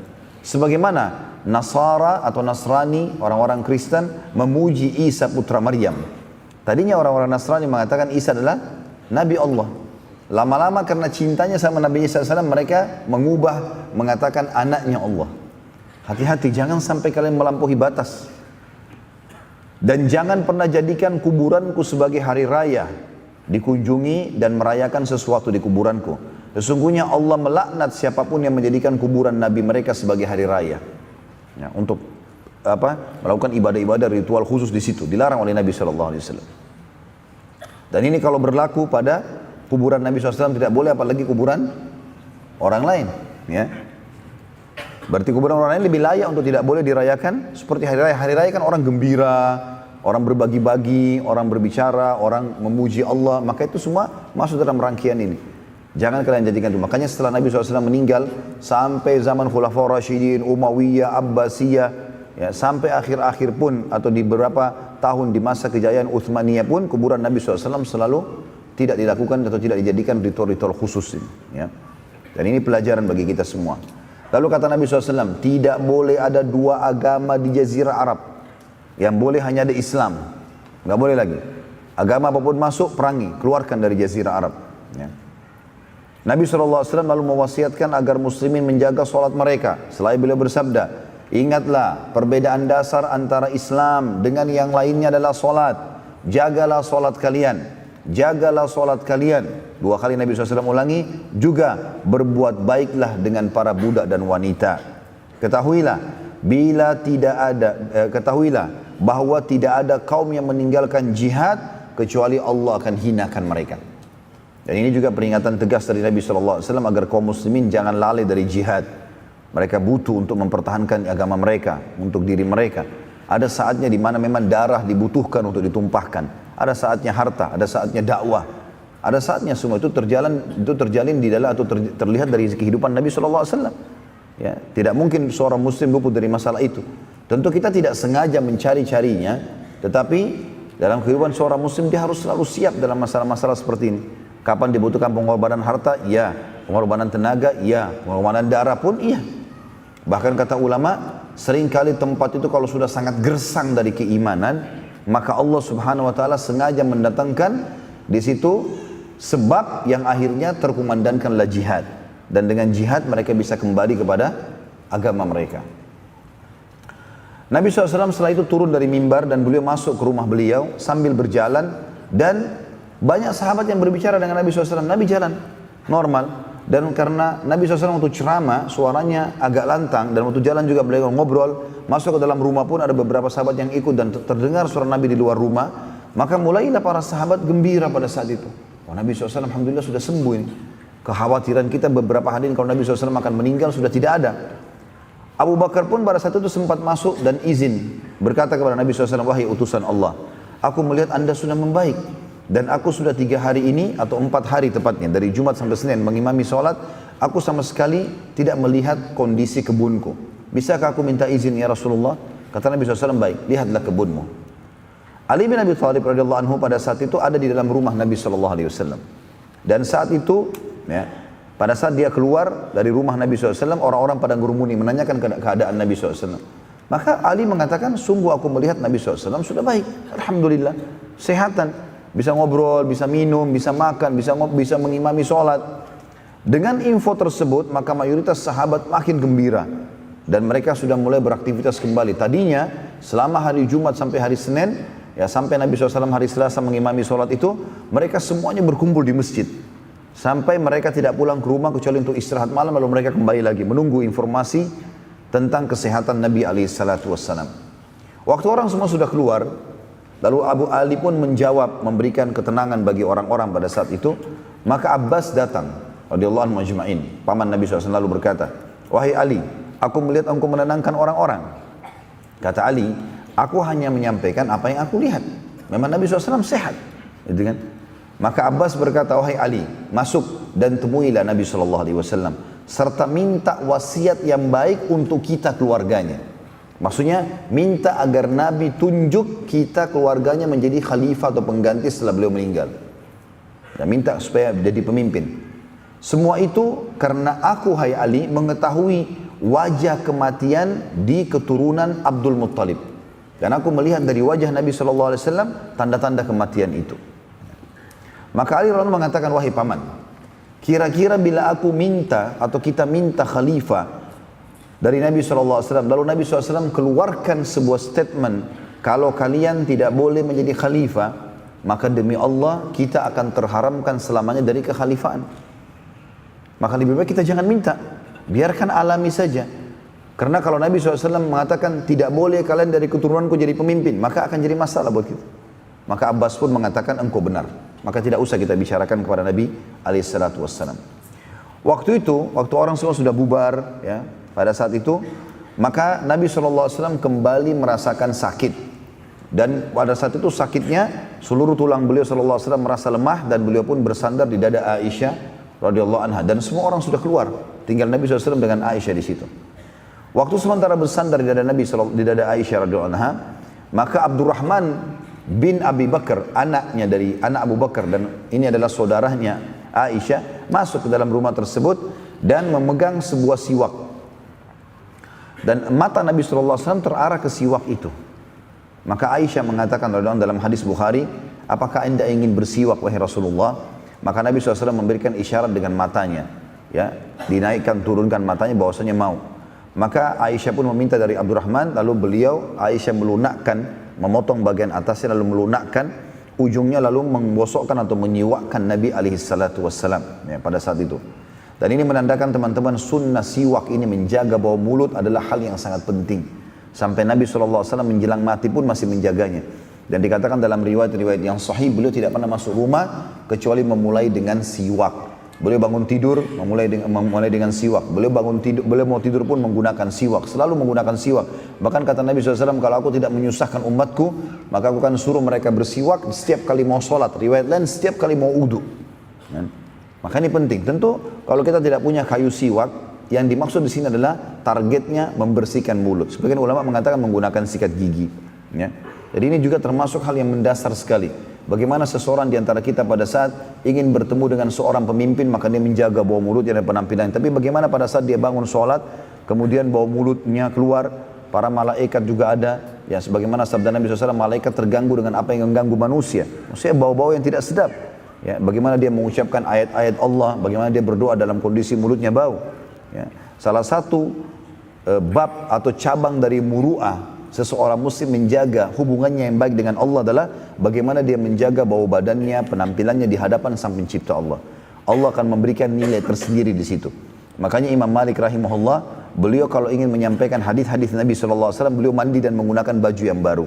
Gitu kan? Dan ditanya, kenapa anda lakukan ini? Oleh murid-muridnya beliau mengatakan, karena aku akan menyampaikan pesan-pesan dari Tuhanku yang disampaikan oleh utusannya Muhammad SAW. Begitu juga Abu Hanifah rahimahullah, setiap sholat malam selalu menggunakan baju yang bersih, wangi. Dan ini perlu kita lakukan teman-teman sekalian. Karena mayoritas di antara kita justru tidak peduli dengan sejadahnya di rumah, mau sudah koyak, kotor, mukenahnya, kopiahnya, atau apa saja. Ini mesti dijaga. Bagaimana dia menjaga, dan itu ada nilai pahala sendiri di sisi Allah Subhanahu wa Ta'ala. Abdurrahman setelah memberikan siwak tersebut keluar dari rumah Aisyah radhiyallahu anha dan tertinggallah Nabi SAW bersama Aisyah. Lalu Nabi SAW mengatakan, wahai Aisyah, ambilkan untukku ya seember air. Maka Aisyah pun meletakkan Nabi SAW di atas bantal kepala beliau. Kemudian Aisyah pun pergi lalu mengambil air. Lalu Aisyah radhiyallahu anha membantu Nabi SAW untuk duduk. Lalu Nabi SAW memasukkan kedua telapak tangan beliau ke kotak air atau ember air tersebut sambil mengatakan, Inna lil mauti la sakarat. Ketahuilah wahai Aisyah, sesungguhnya mati itu punya masa-masa ketegangan dalam menunggunya. Lalu beliau membasuh wajahnya dengan air alaihi salatu wassalam. Sebagian ulama mengatakan disunnahkan kalau dianggap orang itu sudah menjelang sakaratil maut, tanda-tanda kematian ada pada dirinya di rumah sakit, maka sunnahnya adalah mengusapkan air di wajahnya. Karena Nabi SAW melakukan itu, dan ini disebutkan dalam hadis Bukhari Muslim.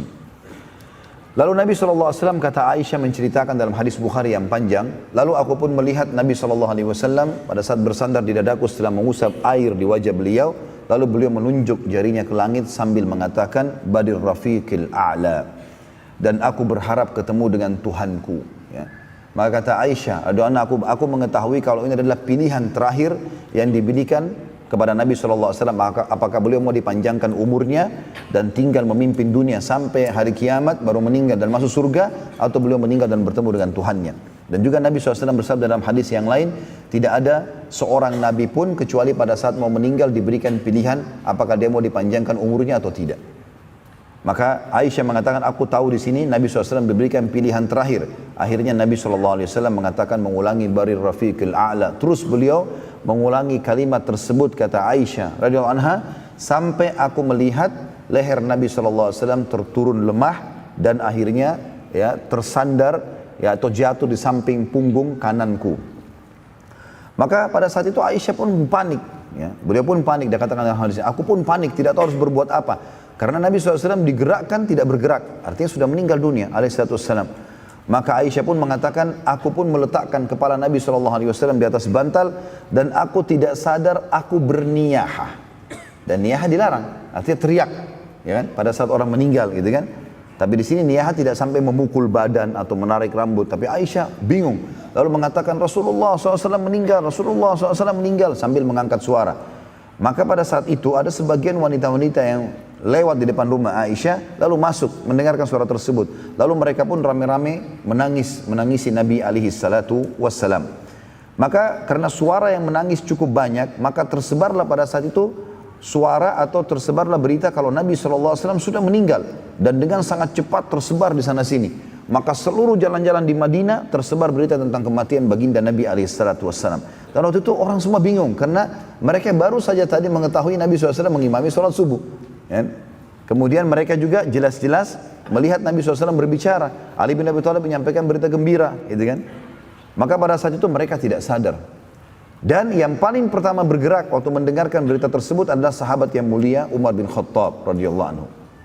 Jadi siapa yang tidak kenal imannya Umar, teman-teman sekalian. Tapi ini musibah yang sangat besar, meninggalnya utusan Allah SWT. Kita saja mungkin di malam ini, saya waktu baca kisah ini seringkali rasanya mau meneteskan air mata. Bagaimana ya dalam kondisi pada saat itu kita melihat baginda Nabi SAW. Kalau sekarang saja kita tidak lihat, kita tersentuh mendengarkan kisah ini, bagaimana dengan pada saat kita hadir tiap hari berbaur dengan beliau, berperang sama beliau, kemudian sholat sama-sama, lalu kemudian kehilangan, itu satu hal yang memukul. Walaupun para sahabat faham kalau kematian tadi saya katakan adalah pintu untuk menuju ke akhirat, sebagaimana akan kita dengarkan nasihat dari Abu Bakar nanti radhiyallahu anhu.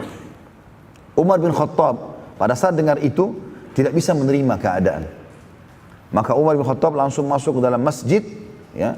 Kemudian beliau naik di atas mimbar Nabi SAW. Dan sementara menuju ke masjid, beliau memanggil-manggil muslimin, berkumpullah, ya. Maka berkumpul orang-orang di masjid cukup banyak, gitu kan?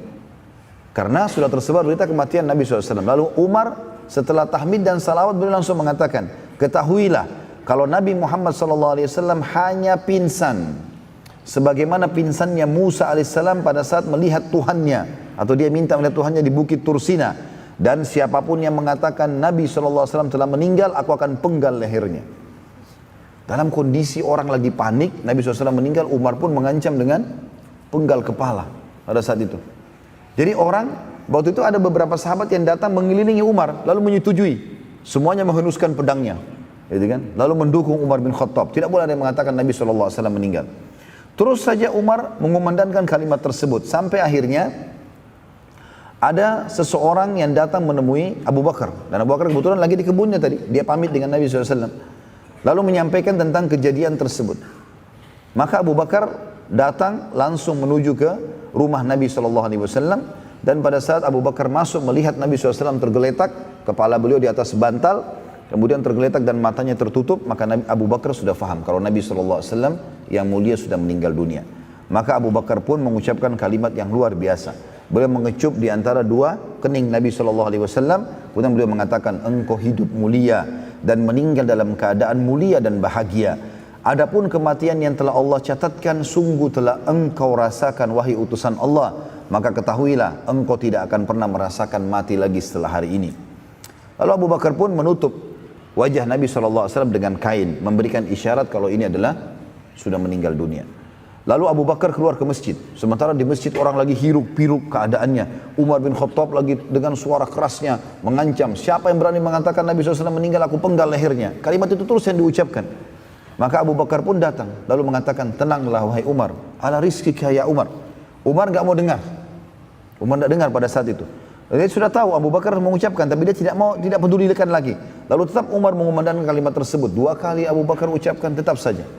Dan waktu itu kebetulan Umar berdiri di dekat mimbar Nabi SAW. Sudah naik di atas mimbar tadi, teriak, kemudian beliau turun di dekat mimbar, lalu mengumpulkan orang-orang untuk mengucapkan kalimat tadi. Lalu Abu Bakar yang ketiga kali mengucapkan, Umar tidak hiraukan, maka Abu Bakar naik di atas mimbar. Nah, untuk naik di atas mimbar, ya, dan menuju ke mimbar, beliau menepuk pundak Umar lalu mengatakan, ala rizkika hai Umar, hai ar-rizkika ya Umar, tenanglah hai Umar. Maka Umar waktu itu balik ke arah Abu Bakar, tanya Abu Bakar, dia tadi tidak ngeh masalah itu karena besarnya permasalahan ini gitu. Maka Umar pun duduk untuk mendengarkan apa yang disampaikan oleh Abu Bakar radhiyallahu anhu ajma'in. Maka Abu Bakar pun naik di atas mimbar, kemudian beliau memuji Allah sebagaimana layak dipuji sebagai pencipta dan membacakan salawat kepada Nabi SAW. Lalu beliau mengucapkan kalimat yang mulia, dan ini merupakan prinsip dasar seorang muslim dalam menghadapi kematian. Kata Abu Bakar, ketahuilah, siapa yang menyembah Muhammad, sesungguhnya Muhammad telah wafat, dan barang siapa yang menyembah Allah, maka Allah zat yang maha hidup dan tidak akan pernah mati. Lalu Abu Bakar membaca surah Al-Imran, surah nomor 3 ayat 144 yang bunyinya, a'udzubillahi minasyaitonir rajim, wa ma Muhammadun illa rasulun qad khalat min qablihir rusul afa immata aw qutila qalabtum ala aqabikum wa may yanqalib ala aqibihi falan yadurrallaha syai'a wa sayazzillahu syakirin. Muhammad itu tidak lain hanyalah seorang rasul. Sungguh telah berlalu sebelumnya beberapa rasul. Apabila dia wafat atau dibunuh, apakah kalian akan murtad atau meninggalkan agama Allah? Barang siapa yang murtad atau kembali ke belakang meninggalkan Islam, maka ia tidak dapat mendatangkan mudarat kepada Allah sedikit pun. Artinya Allah tidak butuh dengan dia. Dan Allah akan memberi balasan kepada orang-orang yang bersyukur. Tentu ayat ini turun pada saat terjadi perang Uhud, ya. Bukan baru turun pada saat itu, turunnya pada saat terjadi perang Uhud. Waktu muslimin terdesak setelah 43 orang pemanah Nabi SAW turun dari bukit pemanah, dan sisa 7 orang lalu dibunuh oleh pasukan Khalid bin Walid. Ya, kemudian mulailah pasukan muslimin kacau balau, banyak yang terbunuh, termasuk Nabi SAW sendiri waktu itu. Luka parah, pundak beliau dihantam pedang 2 kali oleh musuh Islam. Sampai beliau mengatakan merasakan sakitnya selama sebulan. Lalu kemudian juga daerah topi beliau, topi besi dipukul dengan pedang sehingga menancap di pipi beliau alaihissalam. Giginya sempat pecah dan keningnya pun berdarah alaihissalam. Maka tersebar berita kalau Muhammad telah mati. Nah, pada saat itu turunlah ayat ini. Ya, apakah kalau Muhammad meninggal kalian akan murtad? Ya, dan seterusnya. Pada saat Umar bin Khattab mendengar ayat tersebut dibaca oleh Abu Bakar, dia lagi berdiri, kemudian dia pun terduduk sambil mengatakan, apakah ayat ini ada dalam kitabullah? Jadi beliau bingung, apakah ayat ini ada dalam Al-Quran? Lalu ia menghadap kepada manusia, setelah itu menundukkan kepala dan berkata, wahai sekalian manusia, sungguh benar utusan Allah telah meninggal. Lalu Umar berkata, saat ayat tersebut dibaca oleh Abu Bakar, maka seakan-akan aku baru mendengarnya saat itu, padahal aku menghafalnya di luar kepalaku. Kejadian kematian Nabi SAW ini teman-teman sekalian, sangat memukul jiwa kaum muslimin pada saat itu. Apalagi dianggap tiba-tiba, gitu kan. Setiap sahabat menangis, dan salah seorang di antara mereka sempat berkata, aku mencari tempat berteduh di mana aku bisa menangis dengan suara keras karena kesedihan yang mendalam dengan meninggalnya baginda Nabi SAW. Ali bin Abi Thalib, Zubair bin Awam, Talha bin Ubaidillah radhiyallahu anhu mendatangi rumah Ummul Mukminin Aisyah radhiyallahu anha untuk bertakziah. Pada saat tiba waktu sholat duhur, jadi ini tadi kejadiannya di waktu duha, ya. Subuh Nabi mengimami sholat, masih bertemu dengan para sahabat, pas meninggal menjelang duhur. Maka Nabi SAW pada saat menjelang duhur, Bilal pun akan azan. Namun dia tidak mampu melanjutkan azannya, ya, dan dia terus memaksakan. Ya, kemudian dia berkata, demi Allah, setelah selesai azan, aku tidak akan azan lagi setelah meninggalnya Nabi alaihi salatu wassalam. Manusia tidak tahu harus berbuat apa setelah meninggalnya Nabi SAW pada saat itu. Orang bingung, apa yang harus dilakukan nih? Siapa yang harus memimpin sekarang? Apa yang harus dilakukan oleh muslimin? Bagaimana dengan nasib pasukan Usama bin Zaid? Maka yang pertama berkumpul memikirkan jalan keluar waktu itu, waktu jenazah Nabi SAW baru akan diurus, adalah kaum Ansar. Kaum Ansar pada saat itu. Maka orang-orang Ansar berkumpul di sebuah kebun namanya Thaqifah. Kebetulan kebun itu punyanya ya suku Sa'ad. Jadi dikenal dengan Thaqifah Bani Sa'ad. Ya tentu tempat ini kalau saya tidak salah sampai hari ini masih ada ya. Jadi ada di belakang perpustakaan Raja Abdul Aziz, itu ada sebuah kebun yang dipagari dan masih rimbun, itu yang dikenal dengan tempatnya Bani Thaqifah berkumpul, atau tempatnya berkumpulnya orang-orang pada saat itu. Maka ada dua orang Ansar pada saat mengetahui seluruh orang-orang Ansar sedang berkumpul untuk memilih pemimpin setelah meninggalnya Nabi SAW, karena tidak mungkin Madinah tanpa pemimpin. Maka ada dua orang dari Ansar yang mulia, sahabat mulia, bernama Uwain ibn Sa'idah, dan yang kedua Ma'an ibn Adi. Ya. Uwain bin Sa'idah dan Ma'an ibn Adi ini adalah orang-orang yang punya kedudukan sangat tinggi di sisi ya muslimin. Kalau kita mau tahu kedudukan dua sahabat ini, kalau Uwain ibn Sa'idah, dialah yang dipuji oleh Allah Subhanahu wa taala dalam surah At-Taubah, surah nomor 9 ayat 108 yang berbunyi, A'udzubillahi minasyaitonirrajim, la takum fihi abada, la masjidun ussisa 'ala taqwa min awwal yawmin haqqu an taquma fi rijalin yuhibbuna an yatahharu wallahu yuhibbul mutahhirin. Janganlah kamu salat hai Muhammad dalam masjid itu selama-lamanya, maksudnya Masjid Dirar yang dibangun oleh orang-orang munafik.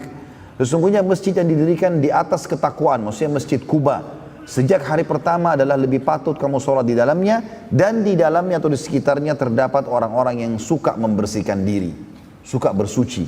Dan ini ayat ini turun kepada sahabat yang mulia ini. Ya. Dan sungguhnya Allah menyukai orang-orang yang bersih, karena Uwain bin Sa'idah radhiyallahu anhu, beliau kalau bersuci, beliau menggabungkan antara istinja sama istijmar. Selain menggunakan air, beliau juga menggunakan batu. Sementara Ma'ad bin Adi radhiyallahu anhu, sahabat Nabi yang kedua tadi, saat orang-orang berkata, kami berharap meninggal sebelum mewahyi utusan Allah.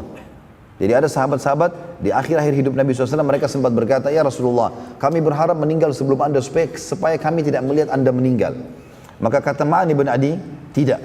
Kalau aku justru memohon kepada Allah agar aku wafat setelah meninggalnya Nabi SAW, dengan tujuan agar aku bisa membenarkan beliau pada saat beliau hidup dan juga pada saat beliau sudah meninggal. Jadi dua sahabat ini mulia. Nah, dua sahabat ini dari Ansar, tahu kalau sukunya lagi berkumpul untuk memilih khalifah, maka keduanya segera keluar mencari para muhajirin, karena ini tidak boleh diputuskan sepihak. Maka Umar bin Khattab, Abu Ubaidah dan Abu Bakar radhiyallahu anhu majma'in mendengar kejadian tersebut kalau orang-orang Ansar sedang kumpul, maka ketiganya pun jalan ya, kemudian meninggalkan masjid Nabi SAW. Tadinya mereka mau terlibat dalam pengurusan jenazah, gitu kan? Dan ini perlu digarisbawahi pada saat itu, nanti kan kita ceritakan kalau yang mengurus jenazah Nabi SAW adalah para keluarganya, terutama Ali bin Abi Thalib terlibat dalam masalah ini radhiyallahu anhu ajma'in. Maka pergilah Abu Bakar, Abu Ubaidah dan Abu Bakar radhiyallahu anhu ajma'in, kemudian pergi ke sana menyusul. Di tengah jalan mereka bertemu dengan Uwain dan Ma'an, dua sahabat dari Ansar. Lalu keduanya mengatakan, kalian kaum muhajirin, pendamping Nabi SAW, maka ambillah keputusan dan tidak usah mempedulikan keputusan Ansar. Ya. Dan ini pelajaran penting teman-teman, bagaimana iman kalau sudah membara dalam hati seorang muslim, dia tidak mempedulikan lagi masalah sukunya, ya masalah keluarganya, yang dia pikirkan adalah maslahat agama Islam. Bagaimana Islam bisa dipertahankan. Padahal dia bisa saja biarkan sukunya menjadi pemimpin, tapi ini enggak. Lalu kemudian Abu Bakar pun berkata, ya tidak, demi Allah, tapi kita akan berkumpul dengan saudara-saudara kita dari Ansar agar tidak terjadi perpecahan di tengah umat. Maka mereka pun bersama-sama menuju ke Bani Thaqifah, atau tadi ya menuju ke perkebunan Thaqifah Bani Sa'ad, di perkebunan suku Sa'ad. Pada saat berkumpul muhajirin dan Ansar, dan muhajirin cuma ada 3 orang pada saat itu, sisanya orang-orang Ansar. Maka Sa'ad bin Ubadah radhiyallahu anhu, pemimpin orang Ansar, berkata, berdiri lalu memuji Allah Subhanahu wa taala dan membaca salawat pada Nabi sallallahu alaihi wasallam. Lalu dia berkata, wahai sekalian Ansar, Kalian termasuk orang-orang yang awal menganut agama ini serta memiliki kedudukan dalam Islam yang tidak didapatkan oleh suku lain dari bangsa Arab. Sesungguhnya Muhammad sallallahu alaihi wasallam telah menghabiskan beberapa tahun di kaumnya untuk mendakwai mereka di Mekah agar menyembah Ar-Rahman, Zat yang Maha Penyayang, Allah, dan meninggalkan menyembah berhala, sementara tidak beriman dari kaumnya kecuali sedikit saja, dan mereka tidak mampu menolong Nabi SAW serta memenangkan agamanya. Juga mereka tidak mampu menolak keburukan yang terarahkan kepada mereka sampai Allah menghadirkan kalian dan memberikan kesempatan mulia dan melimpahkan nikmat, ya, dengan mengaruniakan kepada kalian beriman kepada Allah, kepada Rasulnya, serta menolongnya, ya, menolong Nabi SAW. Juga para sahabat-sahabatnya hijrah dari Mekah serta mempertahankan agamanya, juga berjihad melawan musuh-musuhnya, musuh Nabi SAW. Dan kalian sangat tegas dalam memperjuangkan agama Islam sampai seluruh jazirah Arab menganut agama Islam.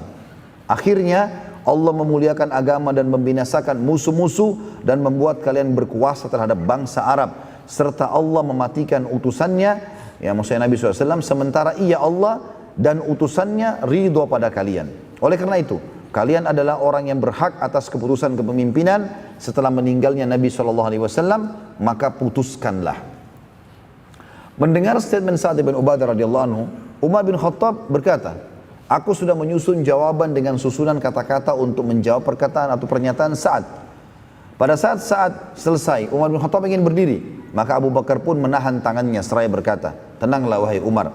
Lalu Umar duduk kembali, lalu Abu Bakar mulai berkata, mengatakan setelah memuji Allah subhanahu wa ta'ala sebagaimana layak dipuji sebagai pencipta, dan juga ya membacakan salawat kepada Nabi SAW, beliau mengatakan, wahai sekalian manusia, kami kaum muhajirin adalah orang-orang yang pertama menganut Islam, tersucikan nasab-nasab kami, terdekat rumahnya dengan Nabi SAW, waktu di Mekah kami tetangga Nabi SAW, memiliki kedudukan yang tinggi dalam agama, paling banyak keturunannya dari bangsa Arab, ya, paling dekat kekerabatannya dengan Nabi SAW. Kami menganut Islam sebelum kalian dan kami didahulukan dalam Al-Quran dari kalian. Sebagaimana Allah yang Maha Tinggi telah berfirman. Ini disebutkan dalam surah At-Taubah, surah nomor 9 ayat 100. Abu Bakar membaca ini.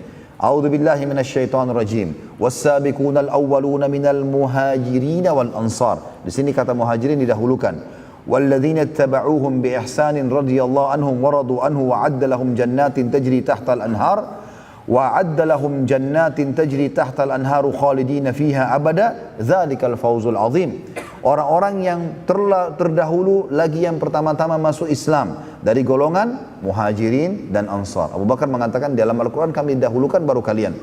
Dan orang-orang yang mengikuti mereka dengan baik, siapapun yang mencontohi para sahabat ini, Allah ridho kepada mereka dan mereka pun ridho kepada Allah, dan Allah menyediakan bagi mereka surga-surga yang mengalir sungai-sungai di dalamnya selama-lamanya. Mereka kekal di dalamnya dan itu adalah kemenangan yang besar.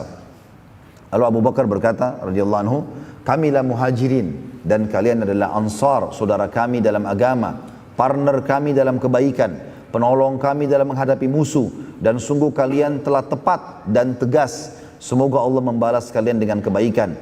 Maka kepemimpinan di tangan kami dan kalian adalah pendamping kami. Ketahuilah bahwa tidak ada pemimpin kecuali dari Quraisy. Maka jangan kalian mengalihkan hak tersebut dari saudara-saudara kalian muhajirin. Karena ini memang ada hadis Nabi SAW yang berbunyi, kalau bertemu antara satu orang Quraisy dengan orang biasa dari muslimin dan padanya ada sifat-sifat kepemimpinan, maka dia didahulukan. Umar bin Khattab berkata, demi Allah, tidak ada satupun kalimat yang diucapkan Abu Bakar tadi kecuali aku sudah niat untuk mengucapkannya. Aku sudah menyusun kata-kata yang sama sebenarnya. Lalu Abu Bakar berkata lagi, ketahuilah, kalau aku memilihkan untuk kalian, kalau aku pribadi kalian mau dengar, ya, salah satu dari kedua orang ini. Lalu Abu Bakar mengangkat tangan Umar bin Khattab dengan tangan kanannya, lalu mengangkat tangan Abu Ubaidah bin Jarrah dengan tangan kirinya. Lalu mengatakan, pilihlah salah satu dari dua orang ini yang kalian sukai. Umar lalu berkata, demi Allah tidak ada kalimatnya, kalimat Abu Bakar yang aku benci kecuali ini. Aku tidak ingin itu. Ya. Bagaimana bisa aku memimpin satu kaum sementara di tengah mereka ada Abu Bakar Siddiq? Maka Sa'ad ibn Ubadah radhiyallahu anhu dalam keadaan sakit saat berbicara, dan setelah berbicara ia duduk di sudut kebun dengan menutupi badannya dengan jubah, ya. Pada saat itu tidak menanggapi apa-apa karena dia yang bicara tadi. Berdirilah seorang dari Ansar bernama Khabbab ibn Munzir radhiyallahu anhu. Seraya berkata setelah memuji Allah dan membaca salawat untuk Nabi SAW, ia berkata, solusi dariku ialah sekali dari kalian wahai muhajirin pemimpin dan sekali dari kami Ansar. Lalu kemudian dia duduk. Orang-orang bingung dan masing-masing mengucapkan pendapatnya. Melihat keadaan tersebut, maka Umar bin Khattab berdiri seraya berkata, wahai sekalian manusia, ini adalah Abu Bakar As-Siddiq yang merupakan sahabat dan pendamping Rasulullah SAW di dalam gua atau Jabal Thur saat hijrah ke Madinah. Juga Nabi SAW memerintahkan ia mengimami kalian di saat beliau SAW sedang sakit. Maka siapa di antara kalian yang bisa mengimami Abu Bakar dalam solat setelah perintah Nabi SAW padanya? Maka tidak seorang pun pada saat itu berdiri, tidak ada yang menjawab. Melihat kejadian tersebut, maka Umar berkata, ulurkanlah tanganmu wahai Abu Bakar. Maka Abu Bakar membuka telapak tangannya. Lalu Umar pun memegang tangan Abu Bakar sambil mengatakan, aku membaiatmu wahai Abu Bakar. Bishr bin Sa'ad dari kaum Ansar segera berdiri radhiyallahu anhu. Lalu meletakkan tangannya di atas tangan Abu Bakar dan mengatakan, aku membaiatmu wahai Abu Bakar. Lalu setelah itu, setelah dua orang ini berlomba-lombalah orang-orang pada saat itu memegang tangan Abu Bakar sambil membaiatnya sebagai pemimpin. Pada saat itu hari Senin, ya, jenazah Nabi SAW masih di rumahnya. Maaf, ini ada yang mengatakan hari Senin, ada yang mengatakan hari Selasa, ya. Dengan demikian muslimin pada saat itu sepakat pemimpinan Abu Bakar, namun jenazah Nabi SAW masih di rumah, ya. Pada hari itu di waktu sholat duhur, Abu Bakar naik ke atas mimbar. Umar mendahuluinya dan mengatakan, sebentar Abu Bakar, izinkan aku berbicara terlebih dahulu. Maka Abu Bakar pun mengizinkan Umar yang lalu ke mimbar dan berkata, wahai sekalian manusia, setelah balik dari Bani Thaqifah ini, ya, dari perkebunan tadi, masuk dalam masjid, niatnya ingin mengurus jenazah Nabi SAW, tapi karena sudah tiba waktu sholat duhur, maka Abu Bakar ingin naik dari mimbar, ingin menyampaikan sesuatu. Lalu Umar meminta waktu dulu. Lalu Umar berkata, wahai sekalian manusia, ketahuilah, perkataanku kemarin bahwasanya Rasulullah SAW belum wafat adalah godaan syaitan dan tidak benar. Ketahuilah bahwa sungguhnya orang-orang telah sepakat memilih sahabat Nabi kalian yang telah menemaninya di dalam gua saat hijrah. Maka berdiri dan baiatlah ia. Maka berdirilah seluruh muslimin membaiat Abu Bakar pada saat itu, ya, ke atas mimbar, dan kemudian Abu Bakar berkhutbah. Khutbah yang masyhur dari Abu Bakar pada saat itu, ini menjelang waktu sholat duhur, ya. Maka Abu Bakar mengatakan setelah memuji Allah SWT dan membaca salawat pada Nabi SAW, wahai sekalian manusia, sesungguhnya aku telah terpilih di antara kalian dan bukan berarti yang terbaik di antara kalian. Jadi aku sekarang dipilih, tapi bukan aku berarti yang terbaik di antara kalian. Cuma sudah dipilih jadi pemimpin, ya. Dan ini tentu bentuk tawadhu dan merendahnya Abu Bakar radhiyallahu anhu, ya, karena dia adalah adalah terbaiknya umat ini, ya. Dan ini disepakati oleh Sunnah wal Jamaah, orang yang paling afdal setelah para nabi-nabi adalah Abu Bakar. Di kalangan sahabat nabi-nabi sebelum Nabi Muhammad SAW pun tidak ada yang sama setingkat dengan Abu Bakar. Makanya Nabi SAW mengatakan dalam hadis sahih, kalau seandainya iman Abu Bakar ditimbang di sebuah timbangan dan iman seluruh umat ini ditimbangkan yang lain, maka tetap akan lebih berat imannya Abu Bakar, ya. Bila aku benar, maka dukung dan tolonglah aku. Bila aku buruk, maka ingatkanlah dan luruskanlah aku. Prinsipku, kejujuran adalah amanah, dan kebohongan adalah pengkhianatan. Artinya dalam hidupku aku akan selalu jujur. Makanya beliau dapat julukan As-Siddiq, ya. Dan kebohongan bagiku pengkhianatan. Artinya aku tidak akan bohong dan juga aku akan menghukum orang yang bohong. Siapapun yang lemah di antara kalian pasti akan kuat di sisiku sampai haknya kembali, insya Allah. Jadi selalu walaupun dia lemah, dia akan kuat di sisiku, aku akan tolong sampai haknya dia kembali. Siapapun yang kuat di antara kalian pasti lemah di sisiku sampai aku mengambil hak orang lain darinya, insya Allah, ya. Sebagian muslimin pada saat itu menyangka bila mengucapkan, maaf, ini tambahan dari saya di tulisan ini, ada sebagian umat Islam menganggap kalimat insya Allah berarti tidak pasti. Ini perlu diluruskan, ya. Semestinya kita kalau memastikan sesuatu katakan insya Allah, itu berarti pasti. Datangnya rumah saya, insya Allah, itu berarti iya saya akan datang. Kadang-kadang ada orang begitu, ikhwan dan akhwat pun sudah ikut taklim, ya. Kadang-kadang Pada saat dia mengajak datang ke rumah saya, temannya bilang insya Allah. Jangan insya Allah dong. Ya. Bilang iya pasti. Nah itu sudah pasti. Ya. Iya insya Allah itu pasti. Ya. Makanya Abu Bakar mengucapkan insya Allah. Dan jangan sampai salah faham dalam ucapan Abu Bakar ini. Seakan-akan Abu Bakar hanya menjanjikan saja. Tidak. Memang itu kalimatnya. Lalu beliau melanjutkan mengatakan, ketahuilah, tidak ada kaum muslim yang meninggalkan jihad kecuali Allah akan menimpakan kepada mereka kehinaan. Maksudnya adalah mereka akan dikalahkan, dihinakan oleh musuh. Ketahuilah, tidak ada maksiat yang menyebar di satu kaum kecuali Allah akan meratakan pada mereka semua siksaan dan bencana. Ya. Bahkan dari statement Abu Bakar ini dikatakan kalau seandainya mayoritas masyarakat berbuat dosa dan tidak ada yang mengingatkan, maka pasti Allah akan hinakan mereka. Taatlah kepadaku saat aku taat kepada Allah dan Rasulnya. Bila aku tidak mentaati Allah dan Rasulnya, maka tidak ada ketaatan kepadaku. Sekarang bangunlah dan dirikan solat kalian. Maka diiqamahkanlah solat duhur pada saat itu, dan akhirnya terpilihlah Abu Bakar radhiyallahu anhu sebagai khalifah muslimin.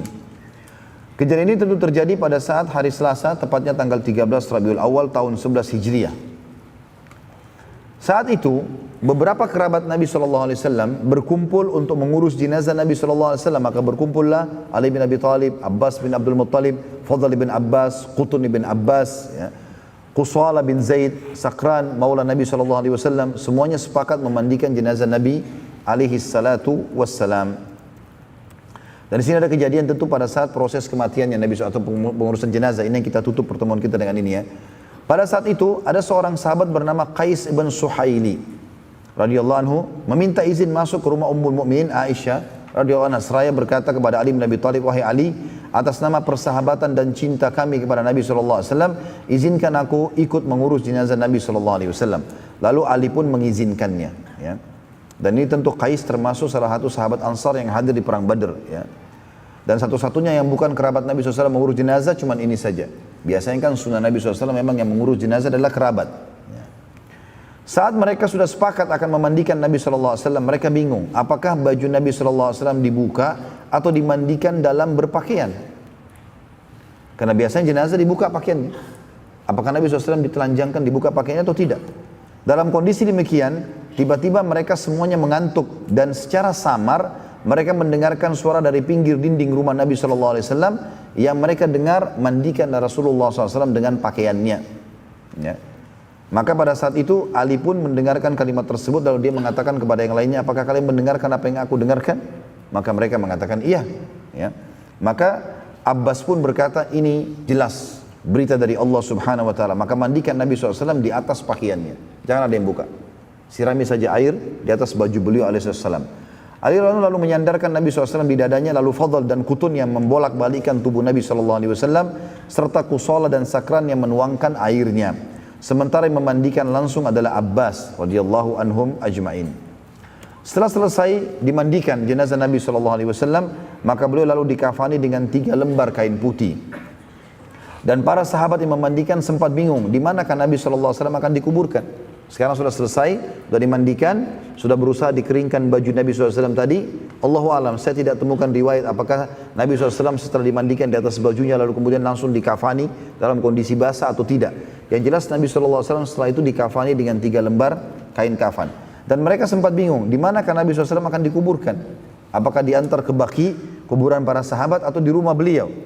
Dalam kondisi mereka bingung, mereka lalu bermusyawarah dengan Abu Bakar yang menjawab, aku telah mendengar, kata Abu Bakar, aku telah mendengar dari Nabi SAW, beliau pernah bersabda, kami para Nabi bila meninggal dunia akan dikuburkan di tempat ia wafat.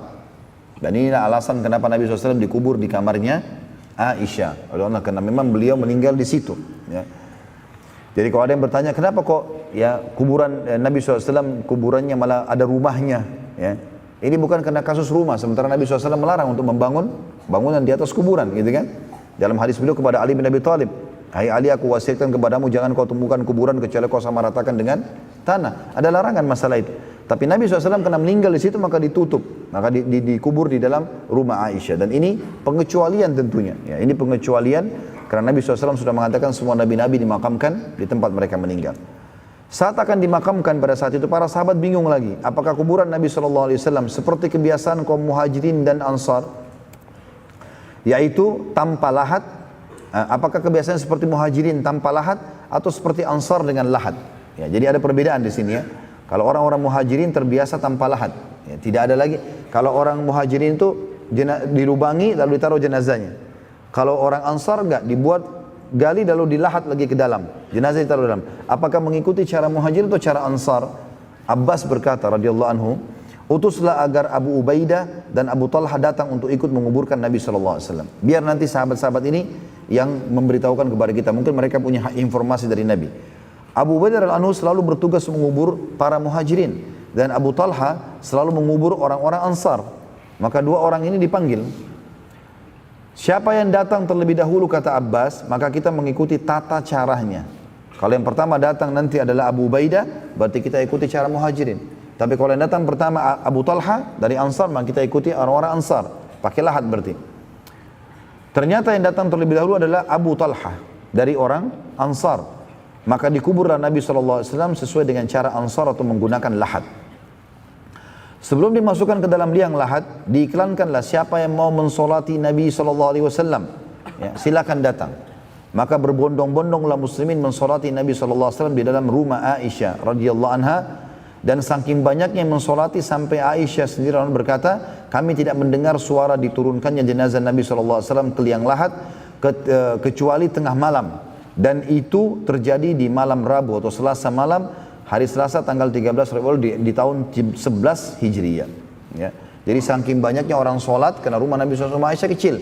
Maka setiap masuk sekian orang, keluar lagi, disolati lagi. Dari sampai habis duhur itu, ya, sampai menjelang tengah malam, baru dikubur Nabi alaihi salatu wassalam. Ya. Tentu ada kejadian juga di sini, beberapa kejadian yang sempat terjadi pada saat itu.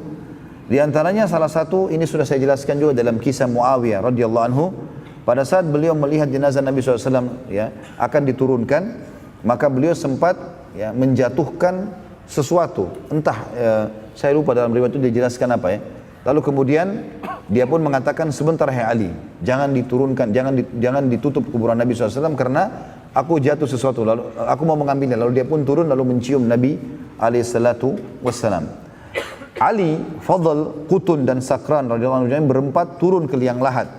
Termasuk yang menghadiri pemakaman Nabi SAW adalah Al-Mughirah bin Syu'bah radhiyallahu anhu yang sengaja melepaskan cincinnya dan melemparkan masuk ke liang lahat Nabi SAW. Lalu ia berkata, cincinku terjatuh dan aku akan mengambilnya. Maka Ali pun mengizinkan. Saat turun dan mengambil cincinnya, maka Mughirah pun menyentuh tubuh Nabi SAW dan berkata, aku ingin menjadi manusia terakhir yang menyentuh Nabi SAW. Dalam riwayat lain dikatakan ini adalah kejadian pada Muawiyah bin Abi Sufyan. Semuanya dari riwayat sahih. Dan ini menandakan teman-teman sekalian bagaimana cintanya para sahabat kepada baginda Nabi SAW. Karena sampai meninggal pun mereka ya tidak mau ya kehilangan Nabi SAW. Juga ada riwayat lain ya, tapi saya belum menyusuri tentang kesahihan ini. Tapi waktu Nabi SAW sedang mengatakan tadi sebelum meninggal SAW, beliau mengatakan siapa yang pernah aku zalimi maka ambillah haknya, siapa yang pernah aku pukul maka pukullah.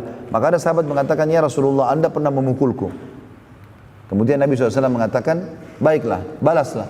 Dia mengatakan, tapi ya Rasulullah, waktu Anda memukulku menyentuh dengan tongkat Anda, walaupun itu tidak disengaja gitu kan, Anda waktu itu bagian badanku terbuka, tersingkap, maka kena kulitku langsung, aku pun minta itu. Maka para sahabat menghardik orang ini. Kemudian pada saat pun Nabi SAW mengatakan biarkan dia, tidak boleh ada yang menolong, biarkan dia mengambil haknya. Waktu Nabi SAW singkapkan bajunya, maka dia pun memeluk dan mencium badan Nabi SAW. Maka Nabi SAW mengatakan, kenapa? Dia mengatakan, aku sudah mengetahui ya Rasulullah, Anda akan meninggal dunia. Maka aku ingin aku menyentuh tubuh Anda ya sebelum Anda meninggal dunia. Ini perilaku para sahabat tentunya yang terjadi pada baginda Nabi SAW. Tapi ini ulama umumnya sepakat mengatakan ini adalah khususiyatun Nabi SAW. Ini khusus buat Nabi SAW, bukan semua orang. Setelah selesai pemakaman, Ali bin Abi Thalib balik ke rumahnya dan ia menemukan Fatimah sedang menangis dengan keras. Seraya berkata kepada Ali, apakah jiwa kalian mampu menuangkan tanah ke tubuh Nabi SAW? Semua perasaan para sahabat waktu itu muncul ya karena cinta dan fahamnya mereka bahwa musibah yang paling besar adalah dengan terputusnya wahyu dari langit. Perasaan para sahabat ini bukan hanya saat beliau SAW meninggal dunia, tapi setiap kali teringat Nabi SAW setelah itu, Bahkan setiap orang beriman akan tersentuh dan air mata mereka tidak cukup dengan menetes, tapi dengan tunduknya hati dan anggota tubuh dan juga ya seluruh organ tubuhnya tunduk kepada hukum yang dibawa oleh Nabi SAW. Ya. Dan ini teman-teman sekalian adalah cerita tentang dikuburnya Nabi SAW dan dimakamkannya beliau alaihissalam. Ada pelajaran-pelajaran yang bisa kita ambil di sini dalam penutupan ini tentunya, teman-teman sekalian. Yang pertama adalah bagaimana manusia yang terbaik pun wafat dan meninggal dunia. Berarti kita juga akan meninggal dunia. Yang kedua, ada satu kejadian juga terjadi, dan ini riwayat sahih. Waktu Nabi SAW, ini pelajaran yang kedua ya, kalau kita akan bertemu dengan beliau, asal syaratnya ya kita beriman dan mengikuti sunnah-sunnah beliau SAW. Pada saat beliau lagi sakit parah dan beliau tadi naik di mimbar ya, maka ada sahabat yang sempat menangis. Mereka menangis terisak-isak. Dan Nabi SAW masuk ke dalam rumahnya dan beliau sempat mendengar suara tangisan sahabat yang sangat besar. Maka beliau pun memaksakan diri keluar yang kedua kali. Kemudian beliau naik di atas mimbar dan beliau mengatakan, hai manusia. Setelah memuji Allah dan salawat pada diri beliau SAW, beliau mengatakan, hai manusia, janganlah kalian bersedih karena pertemuan kita yang sebenarnya di Haud, di kualaku nanti ya. Kuala Nabi SAW yang ada di mahsyar nanti. Semua orang di antara kita insya Allah yang mengikuti sunnah Nabi SAW, setelah timbangan amalnya lolos, maka dia akan minum dari haud. Yang kata Nabi SAW, haudku jaraknya adalah 1 bulan. Jadi lebarnya 1 bulan, panjangnya 1 bulan, gitu kan.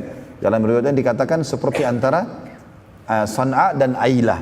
Ya, 2 kota yang sangat jauh jaraknya, lebih dari 1000 km. Maka itulah hak haud Nabi SAW. Dan beliau mengatakan juga, sesungguhnya gelas-gelas minumnya atau canteng-cantengnya itu sejumlah bintang di langit. Siapa yang minum seteguk maka tidak akan haus selamanya. Kata Nabi SAW, hai sekalian manusia, jangan kalian bersedih karena perjanjian kita sebenarnya di haud. Ini aku meninggal duluan, kalian juga akan menyusul. Yang penting istiqomah. Ada satu poin penting di sini teman-teman sekalian. Kalau ada di antara kita insya Allah yang sudah hadir di majlis taklim, sudah mulai menerapkan sunnah-sunnah Nabi SAW, maka tahap yang paling penting setelah itu adalah istiqomah. Itu yang paling penting. Ya, bagaimana kita bisa mempertahankan ini sampai mati? Kalau syaitan datang bisikkan, apakah memang sudah ini yang benar? Apakah sudah ini? Apakah memang harus begini? Atau mungkin masih bisa berbuat dosa nanti bertobat lagi? Ini semua waswas syaitan. Karena sudah ada sunnatullah. Bagaimana para sahabat akhirnya mengikuti sunnah Nabi SAW dan mereka akhirnya menyusul Nabi SAW. Dan wasiat tadi jelas. Nabi SAW mengatakan kalimat tersebut. Kalau sesungguhnya ya perjanjian kita sebenarnya adalah di haud. Pelajaran yang ketiga. Ya. Bagaimana agama Islam telah sempurna. Dengan meninggalnya Nabi SAW. Dengan meninggalnya Nabi SAW dan menandakan berarti umat Islam tidak perlu lagi menambah-nambah. Ingat wasiat Nabi di Haji Wada, ya. Siapa yang hidup di antara kalian nanti akan melihat banyak perselisihan. Maka aku mewasiatkan kepada kalian berpegang teguhlah pada hal atau 2 hal yang tidak akan membuat kalian akan sesat dari perselisihan itu, yaitu kitabullah dan sunnati. Maka harusnya kita melakukan ini. Jaga kemurnian ajaran Al-Quran, kemurnian ajaran Nabi SAW. Yang keempat, bahwasanya memang akan ada khalifah-khalifah, ya penerus-penerus Nabi SAW. Di antara dimulai dari Abu Bakar, Umar, Uthman, Ali, seterusnya. Dan ini seperti kalau kita review tentang perang Khandak, di mana Nabi SAW waktu menghancurkan sebuah batu, beliau mengatakan Allahu Akbar, aku telah diperlihatkan oleh Allah kalau seluruh jazirah Arab, ya, termasuk Yaman, Syam, semuanya di bawah kekuasaan umatku. Artinya akan ada pengganti-pengganti Nabi alaihissalam. Hanya saja yang kita sayangkan sekarang, banyak di antara pemimpin muslimin tidak menjalankan sunnah Nabi SAW. Mereka menganggap remeh masalah itu. Makanya beliau mengatakan akan datang sepeninggalku nanti orang pemimpin-pemimpin yang safih, yang bodoh sekali. Karena mereka tidak pernah mengambil sunnahku dan tidak pernah mengikuti petunjuk-petunjukku. Sejarah sudah mencatat bahwasanya Khulafaur Rasyidin menerapkan sunnah Nabi SAW. Umayyah, Abbasiyah, terus saja mereka menjalankan sampai ke Uthmaniyah. Di masa-masa kejayaan mereka coba menerapkan Al-Quran dan Sunnah, dan akhirnya atau Islam, akhirnya Allah SWT berikan kejayaan. Dan kapan mereka meninggalkan itu, maka terpuruklah kaum muslimin, ya. Jadi ini kembali kepada ajaran Nabi SAW. Kemudian yang terakhir teman-teman sekalian, janji Allah benar dan pasti akan terjadi.